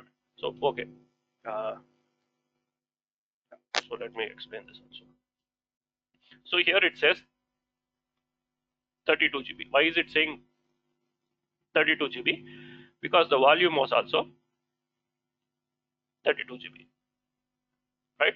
Volume, we took a snapshot of this volume, so it is 32 GB. So snapshot also will say 32 GB. But practically this snapshot occupies only the data, the amount of data that is there in the drive, right? For example, our volume is a 32 GB volume, but out of which only some 20 GB or something was occupied, right? Right, like 21 GB is occupied, right? The remaining is free space. So when you say create snapshot, So only 25. yeah. So So just only 25, 21 GB will be in snapshot, right? yeah. So but That the case. snapshot will say it is 32 GB, but it actually occupies only 21 GB of space in the background. Outside it will show as 32 because you have to know which volume it is, what is its capacity. But at the back end, it will occupy only 21 GB of snapshot space and you will be charged only for that. You will not be charged for 32 GB. If it had occupied all the space, then you will be charged for it. But outside it will show 32 GB so that you know this snapshot is from that volume or something. While taking the Okay. snapshot, what was that volume size? That size will show here. But it does not mean this is occupying 32. It may occupy 32, it may occupy less than 32. Depends upon how much data was there in that. This is the first snapshot, right? So the first snapshot is like a full backup. That is all the data, all the 21 GB is stored. Now I took this backup at 10:30 a.m. Now it is 10:32. Right? Now if I take another snapshot, that is my second snapshot. Right? I'm saying create snapshot. You can do from there, or you can go to the volume and do. Right? I'm choosing my volume again, and I'm saying create snapshot. I will say second snapshot. Right? And I'm saying create. Now what is happening? Again, it is recording whatever is there at this point in time. At this point in time, whatever data is there, it is going to record. Again, if you go to snapshots, you will see this snapshot will complete much faster. Why? Because this is incremental. So Siddharth, like each and every time we need to do a create snapshot or what, or can we make automated? Yeah, I'll tell you all that. Okay, I'm just showing you what will happen when you do it, right? So when you Okay. say create snapshot for the second time, what happens is, again, it will say snapshot 32 GB. It will take usually faster to complete, because the second snapshot, again, same volume, 32 GB is there. You might have added some data, you might have removed some data, right? Within this time period, some actions might have been happened on the disk or may not have happened. So the second snapshot, right, if it has any previous snapshots, it records only the changes. So here also it will show as 32 GB, but it does not store 21 GB of data. It only records the changes. So if you remember, when I created the snapshot, it had one new folder, right? Inside that it had one file. After I said snapshot, I added another file and I created another folder, right? So in this second snapshot, it will only record these changes. It will not again back up all the data. So that happens intelligently in the background. You don't have to worry. So the moment you hit snapshot, at that point in time, whatever data is there, you will get it. In the backend, how it is managed is it is incremental. If there is a snapshot already existing, then the next snapshot or the consecutive snapshots will be incremental. If I create another snapshot, these snapshots will only record the changes which are not there in these volumes, these other snapshots. So here, even though I have two snapshots, even though it will say 32 GB, right? I am not occupying 64 GB or 42 GB, right? How much I have occupied? 21 GB. So I have created two snapshots. It does not mean each snapshot is storing 21 GB of data. No. The first snapshot, you cannot even say it is the first snapshot, because now what happens if I remove the first snapshot? So it is intelligent enough to remove only the data that is not required. That happens at the background. So the moment you hit snapshot, whatever data is there, it will be there for you when you restore the snapshot. But at the back end, in this case, now we have two snapshots. So the first snapshot will have the data which I took at so and so time, right? 10:29:38 a.m. Whatever data was there, it will be there. This second snapshot, if I restore it, it will have whatever data was there at this time. But is it having two copies of the data? No. Right? So it is doing something like it is storing all the files. So if you say snapshot 1, then it will take these files and give it to you. If you say snapshot 2, it will take these files and give it to you. Right? If you remove snapshot 1, it will not remove these files. It will only remove the snapshot, because these files are required by snapshot 2. So it will keep those files. So that happens in the background. Okay, so what you do with the snapshot, you can't attach it to a machine. It is something like an image, right? With a snapshot, you can create a new volume, right?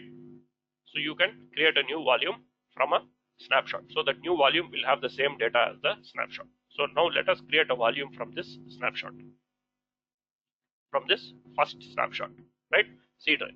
So when I go and say create volume, now I can increase the volume size. So this is the better way of increasing the size, because you don't impact the performance, right? Silently you're taking in the background snapshot. You can increase the capacity now. You cannot decrease, right? This has to be the same size as the snapshot or lower.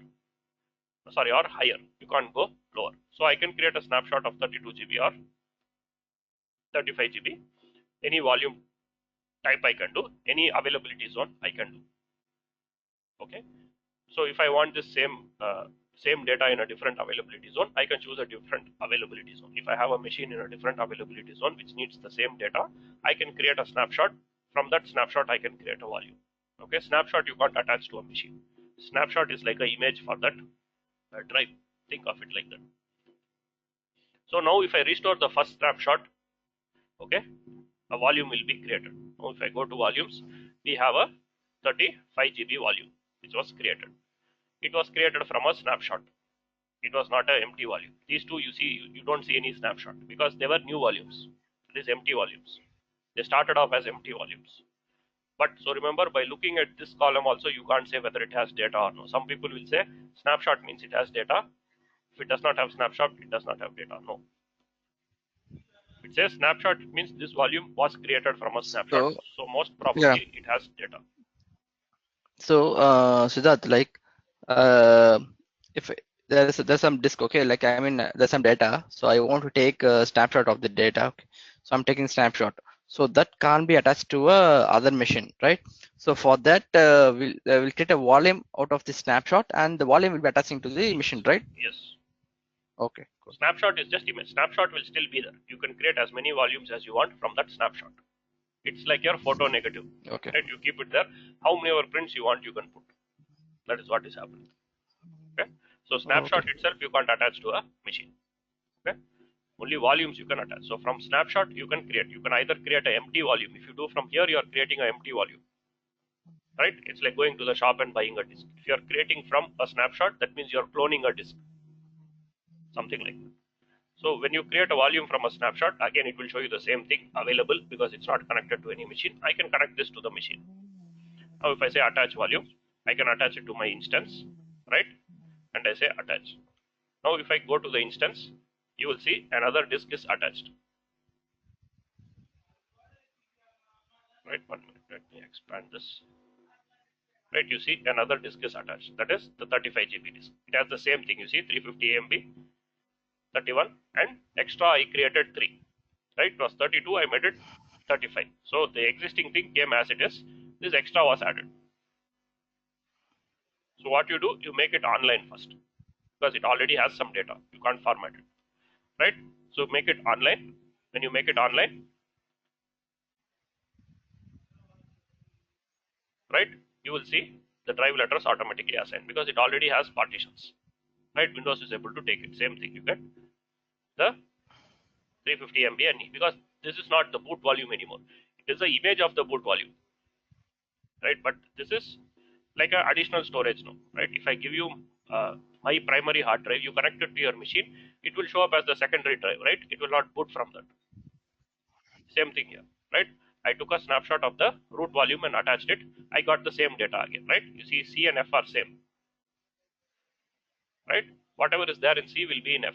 But what will be in F? Only that one file will be there. The second file when it came after that snapshot, right? The second file came after the snapshot, so it will not be there. While the snapshot was being created, I added some files. Those will not be in the snapshot, right? So the instant you click snapshot, whatever data is there in that will be recorded. While the snapshot is being taken, if you do any modifications, that will not be there in the snapshot. Now if I go to the second So see, snapshot, since you're no? yeah, so now you're taken the now you're can you hear me? Yeah, good. See, now you just made volume out of it, right? Yes. So in the root level, so I just want only a particular snapshot to be attached to the kind of volume. So we can also do that, right? No, snapshot contains everything. Right, snapshot contains both partition is inside the OS. It is in the same disk. You can't attach only E or F. That's what you're asking or what? Okay. Yeah. Say first time you have made one snapshot, right? Yes. And second time you have made one snapshot, right? Yes. So there will be two snapshots. So I just want only second one to be attached to. Yeah, that is up to you. Whatever you want, you can attach. You can have both also. Now I can go to the second snapshot, right? And I can say create volume. Sorry, not delete. Okay, since you have made it at root level, you selected both. That's why it's appearing both there, right? In the volume. No. See, snapshot is for the disk. It is not for your partition. Snapshot is for the entire disk. Is what I told. AWS can only see the disk. Partition is inside the OS. So if you take a snapshot of, you are taking a snapshot of this disk. What does this disk contain? Two partitions. So both are coming. Both will come because it is taking just a photo of whatever is there as it is. Okay. Right?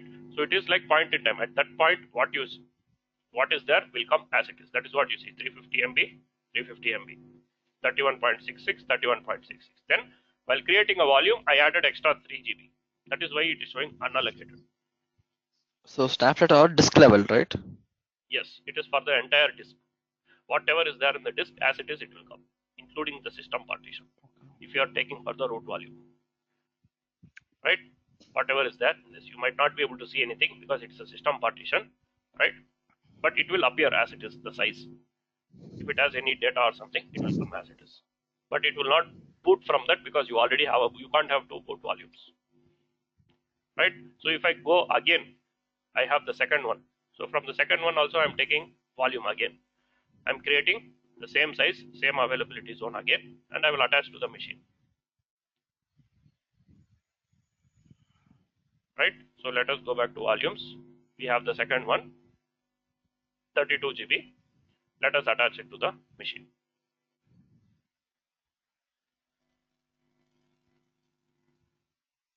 Right? So here also again you will see another disk, 32 GB. It also has same partition, two partition. Right? When I took snapshot, it had both, right? So again make it online.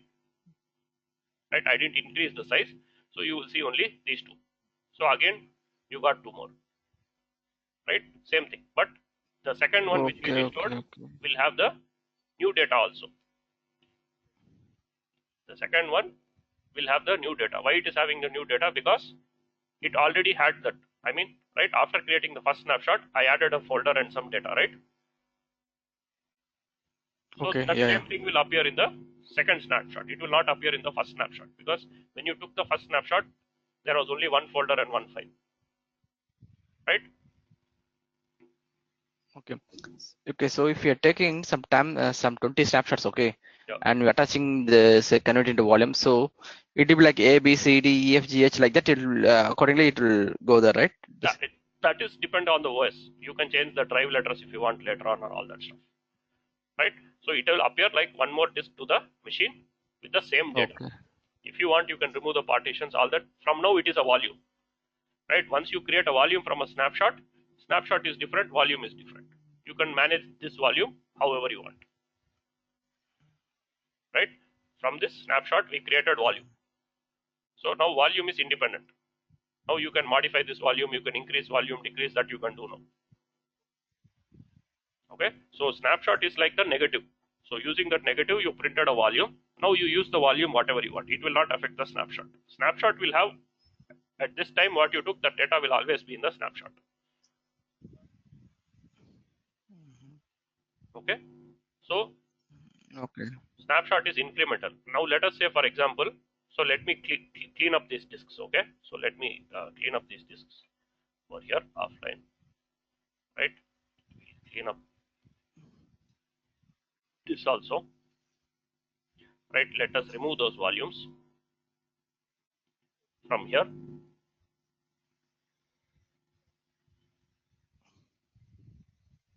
Right, except the root volume. Let us remove the other things. Right, let us just check quickly what are those things. So except the C drive, let us remove everything else. I don't want. Right. This one let us detach. Detach.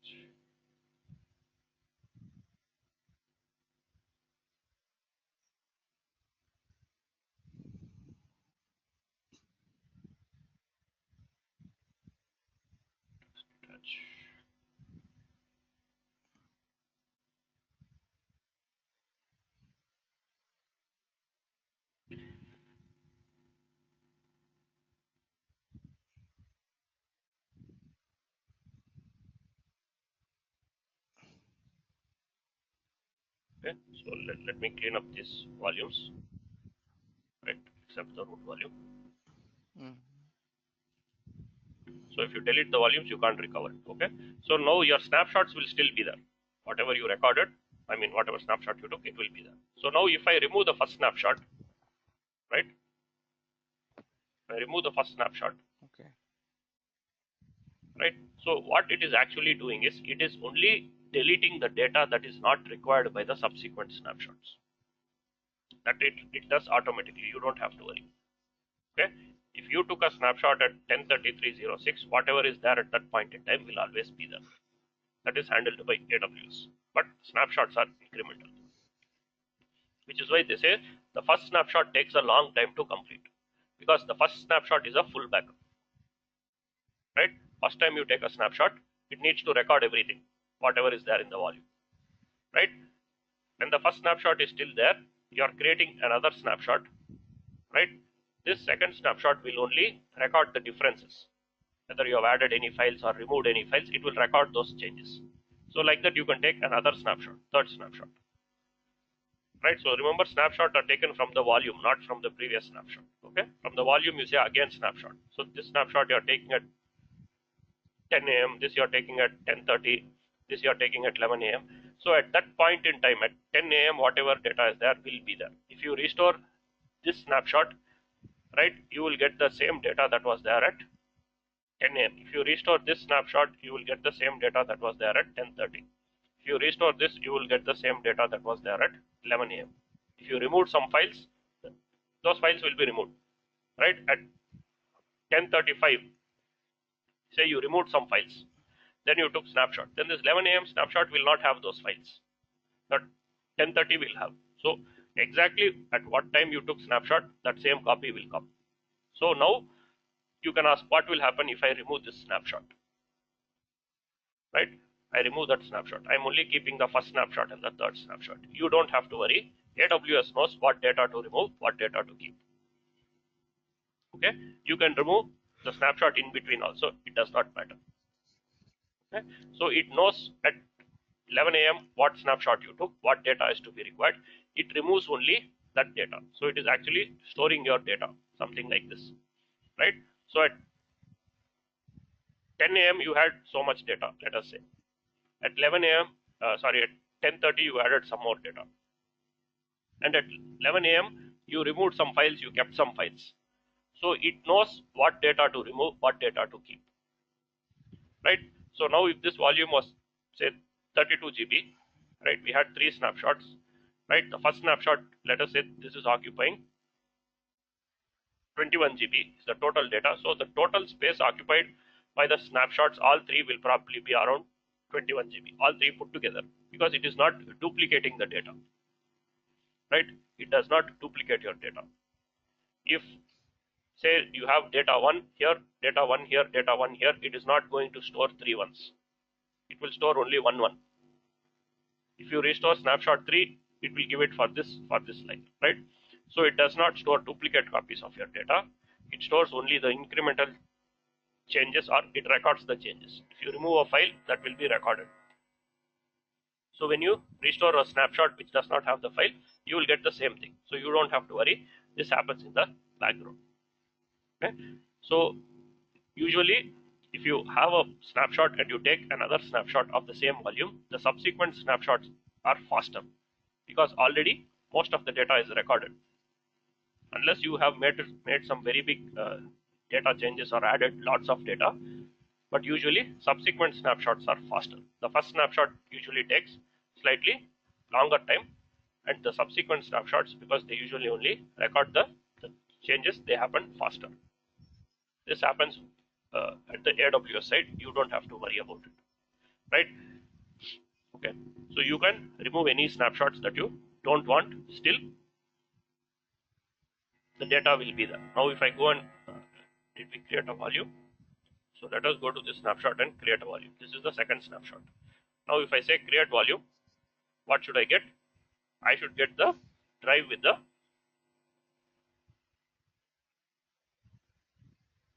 two folders, right? One new folder 2, right? So you go back to volumes, you will see a volume which has been created, it is available. You need to attach it to a machine, right? Attach it to the machine. Now you go here, you will see the machine attached, right? It is offline, right? So you need to make it online. Okay, you get the same thing, right? Here if you go and just refresh, you will see the storage, right? E drive is the one that came from the snapshot.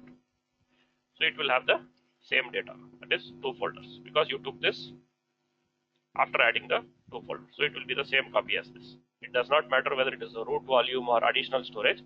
Snapshot just takes a photo of whatever the disk that you specify. It can be root volume, it can be additional volume, it can be any volume. So this will have the same data which was there at this time, 10:33:06, right? That was when you started the snapshot. After that, after you started the snapshot, any changes you make, that will not be there in the snapshot. Okay, so using your snapshot, you can create a volume. Okay, or you can do other things. So what are some of the uses of snapshots, right? One is a quick way to take a backup of your volume, right? One is a quick way to, because it takes a backup of everything. It does not look at the application or database or virus or whatever. Whatever is there in the disk will come as it is, right? So it is a quick way to have a backup, right? And these snapshots are stored in S3 in the backend. Don't open your S3 account and check, you will not see it, but in the backend, AWS uses S3 to store the snapshots. Okay, it's a quick way to have a backup of your volume, or it is the recommended way to modify your volumes. Because earlier in the exam, question used to come, I'm not sure if it still comes, right? Recommended way to modify your volumes. So if you want to modify your volume, let us say you have a volume of 30 GB, now you want to increase it to 40 GB. So what is the way I showed you first is, you can say modify volume, you can specify the new size, and you can say okay, and you go and extend the volume. So it happens while it is connected to the machine. That is, you are modifying the volume straight away. But the recommended way is to take a snapshot, right? The recommended way is, you have a 30 GB volume, right? You take a snapshot of this volume, right? Then you say create new volume of size 40 GB, and then you attach it to the machine. This is the recommended way because it does not impact the performance of the machine. So if in the exam you are given two options to modify the volume via the snapshots or via straight away modifying the volume, right? The correct answer will be to use the snapshot method to modify the volume, right? You can do it both the ways, but the recommended way is create a snapshot, then create a new volume, then attach it. Because when you do the modify volume, again, it will go to the optimizing state and it might take long time to optimize. For some people, that is not feasible, because sometimes it might take up to 24 hours also to optimize if you have made big changes. But snapshot will usually be much faster, right? When you go for large changes. Small changes, maybe you can use modify volume, but strictly speaking, the recommended way is to use the snapshots to modify your volumes. The other thing is to copy your data. To copy your data across availability zone or the regions. So now we are using in Mumbai. Now let us say this volume has some data, right, which you want in different region or different availability zone. Now let us say you created a machine in 1A, right? If you have a machine in 1A, your volume should also be in 1A, right? So you can't copy this volume. You don't have an option that says copy volume. So how you copy a volume is you create a snapshot, right? Now you can copy this volume to different region.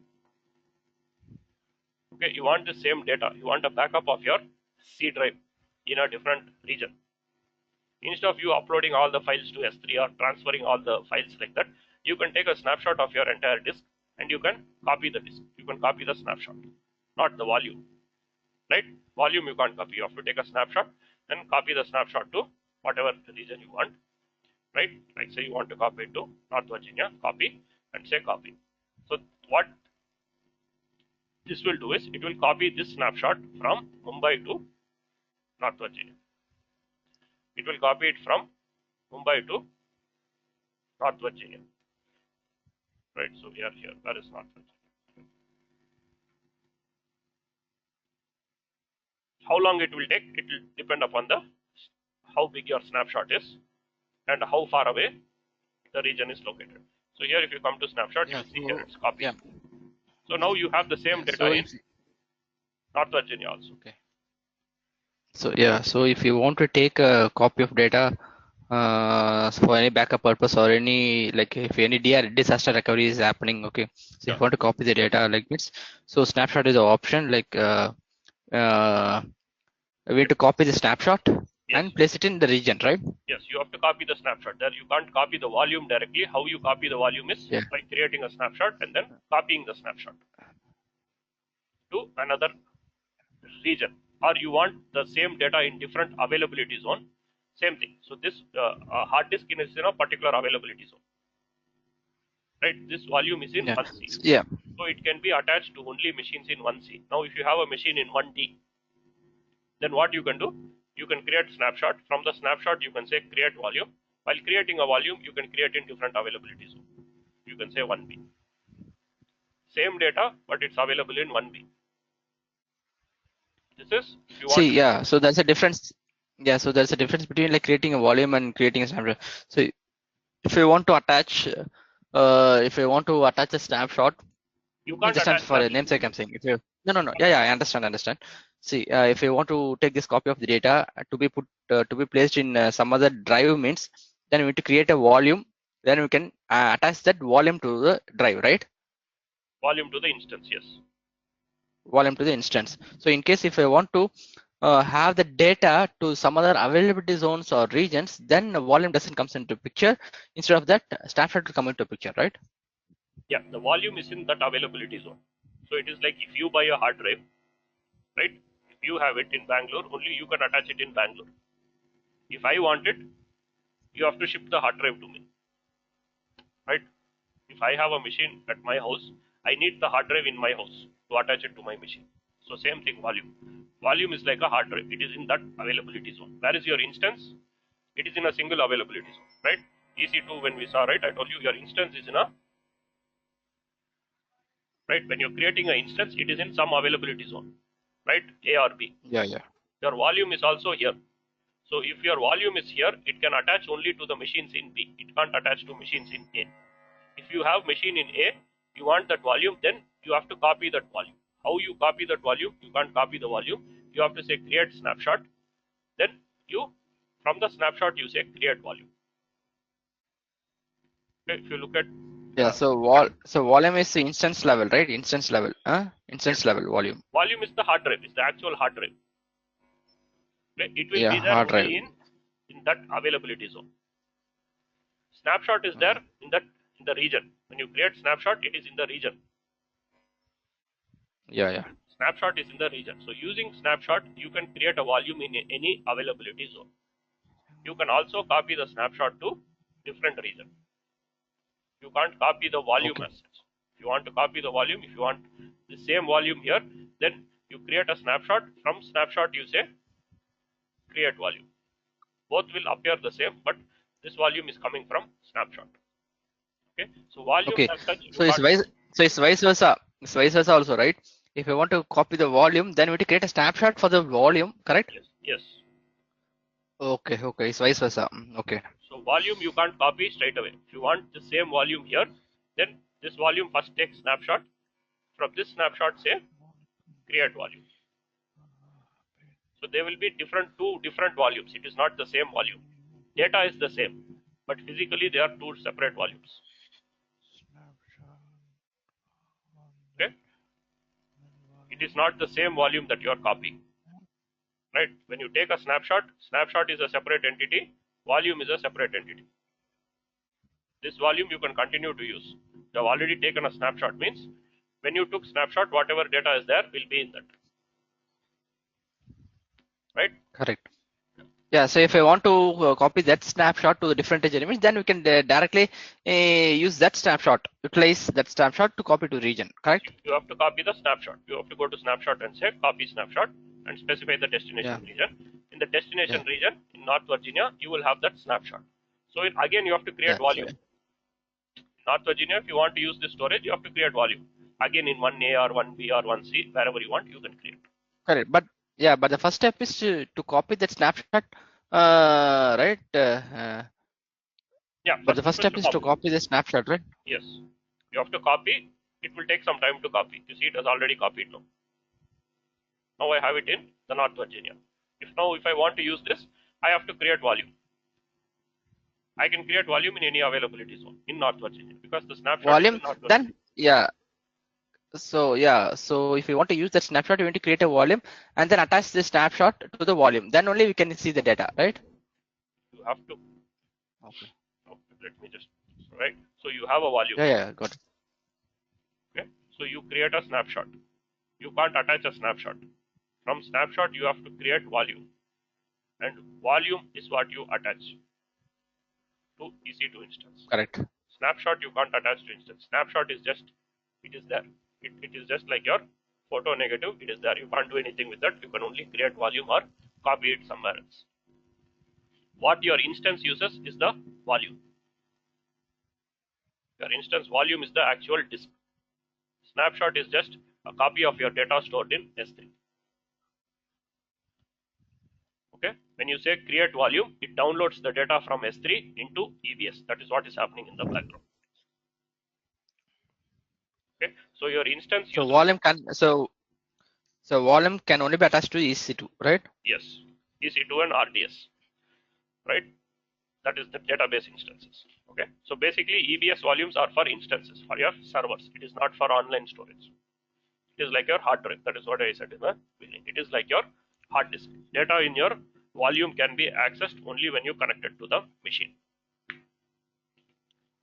Okay, got it. Okay. Snapshot is like your image or like the negative of that volume. Whatever is there in that volume, as it is, it will take a photo and keep it. Whenever you restore the snapshot, you will get the same data in a volume. That volume you attach to the machine. Okay, got it. You can't copy the volume as such. You need to take a snapshot and then copy the snapshots or modify the volumes or move it to a different region or availability zone. Then again we need to create a volume. So then again we need to create a volume to attach the snapshot to use the snapshot for the data. Yes. If you want this data, you have to create a volume. You can't access this data from the snapshot. If you want this data, you go and say create volume, and again you can specify whatever availability zone that you want. Got it. Okay. So volume and snapshot are independent. Once you create the snapshot is independent by itself. Okay. So snapshots are incremental, right? You don't pay for the entire 32 GB, even though it will show as 32 GB. You pay only for the actual amount that it occupies, right? So that depends on this thing. Okay. So snapshot pricing is different. Right? Snapshot pricing is different from EBS. Right? EBS is what we saw per GB, right? So much you pay. Snapshot has its own pricing, right? You can say EBS. Okay, got it. Snapshot pricing. I think in free tier you get 5 GB of snapshot, I think. Right? Okay. Here is where they've given an example. If you want, you can. I mean, in the EBS table itself, they've given, right? Snapshots are also calculated per GB per month, right? In your bill, it will show you as snapshot storage, right? In your bill, if you will see snapshot storage some value, right? So this is what they are saying, right? Snapshots are incremental. Whenever you take a new snapshot, only the blocks that you changed after the last snapshot are saved, and you are billed only for those changed blocks. You are not billed for the entire capacity again, right?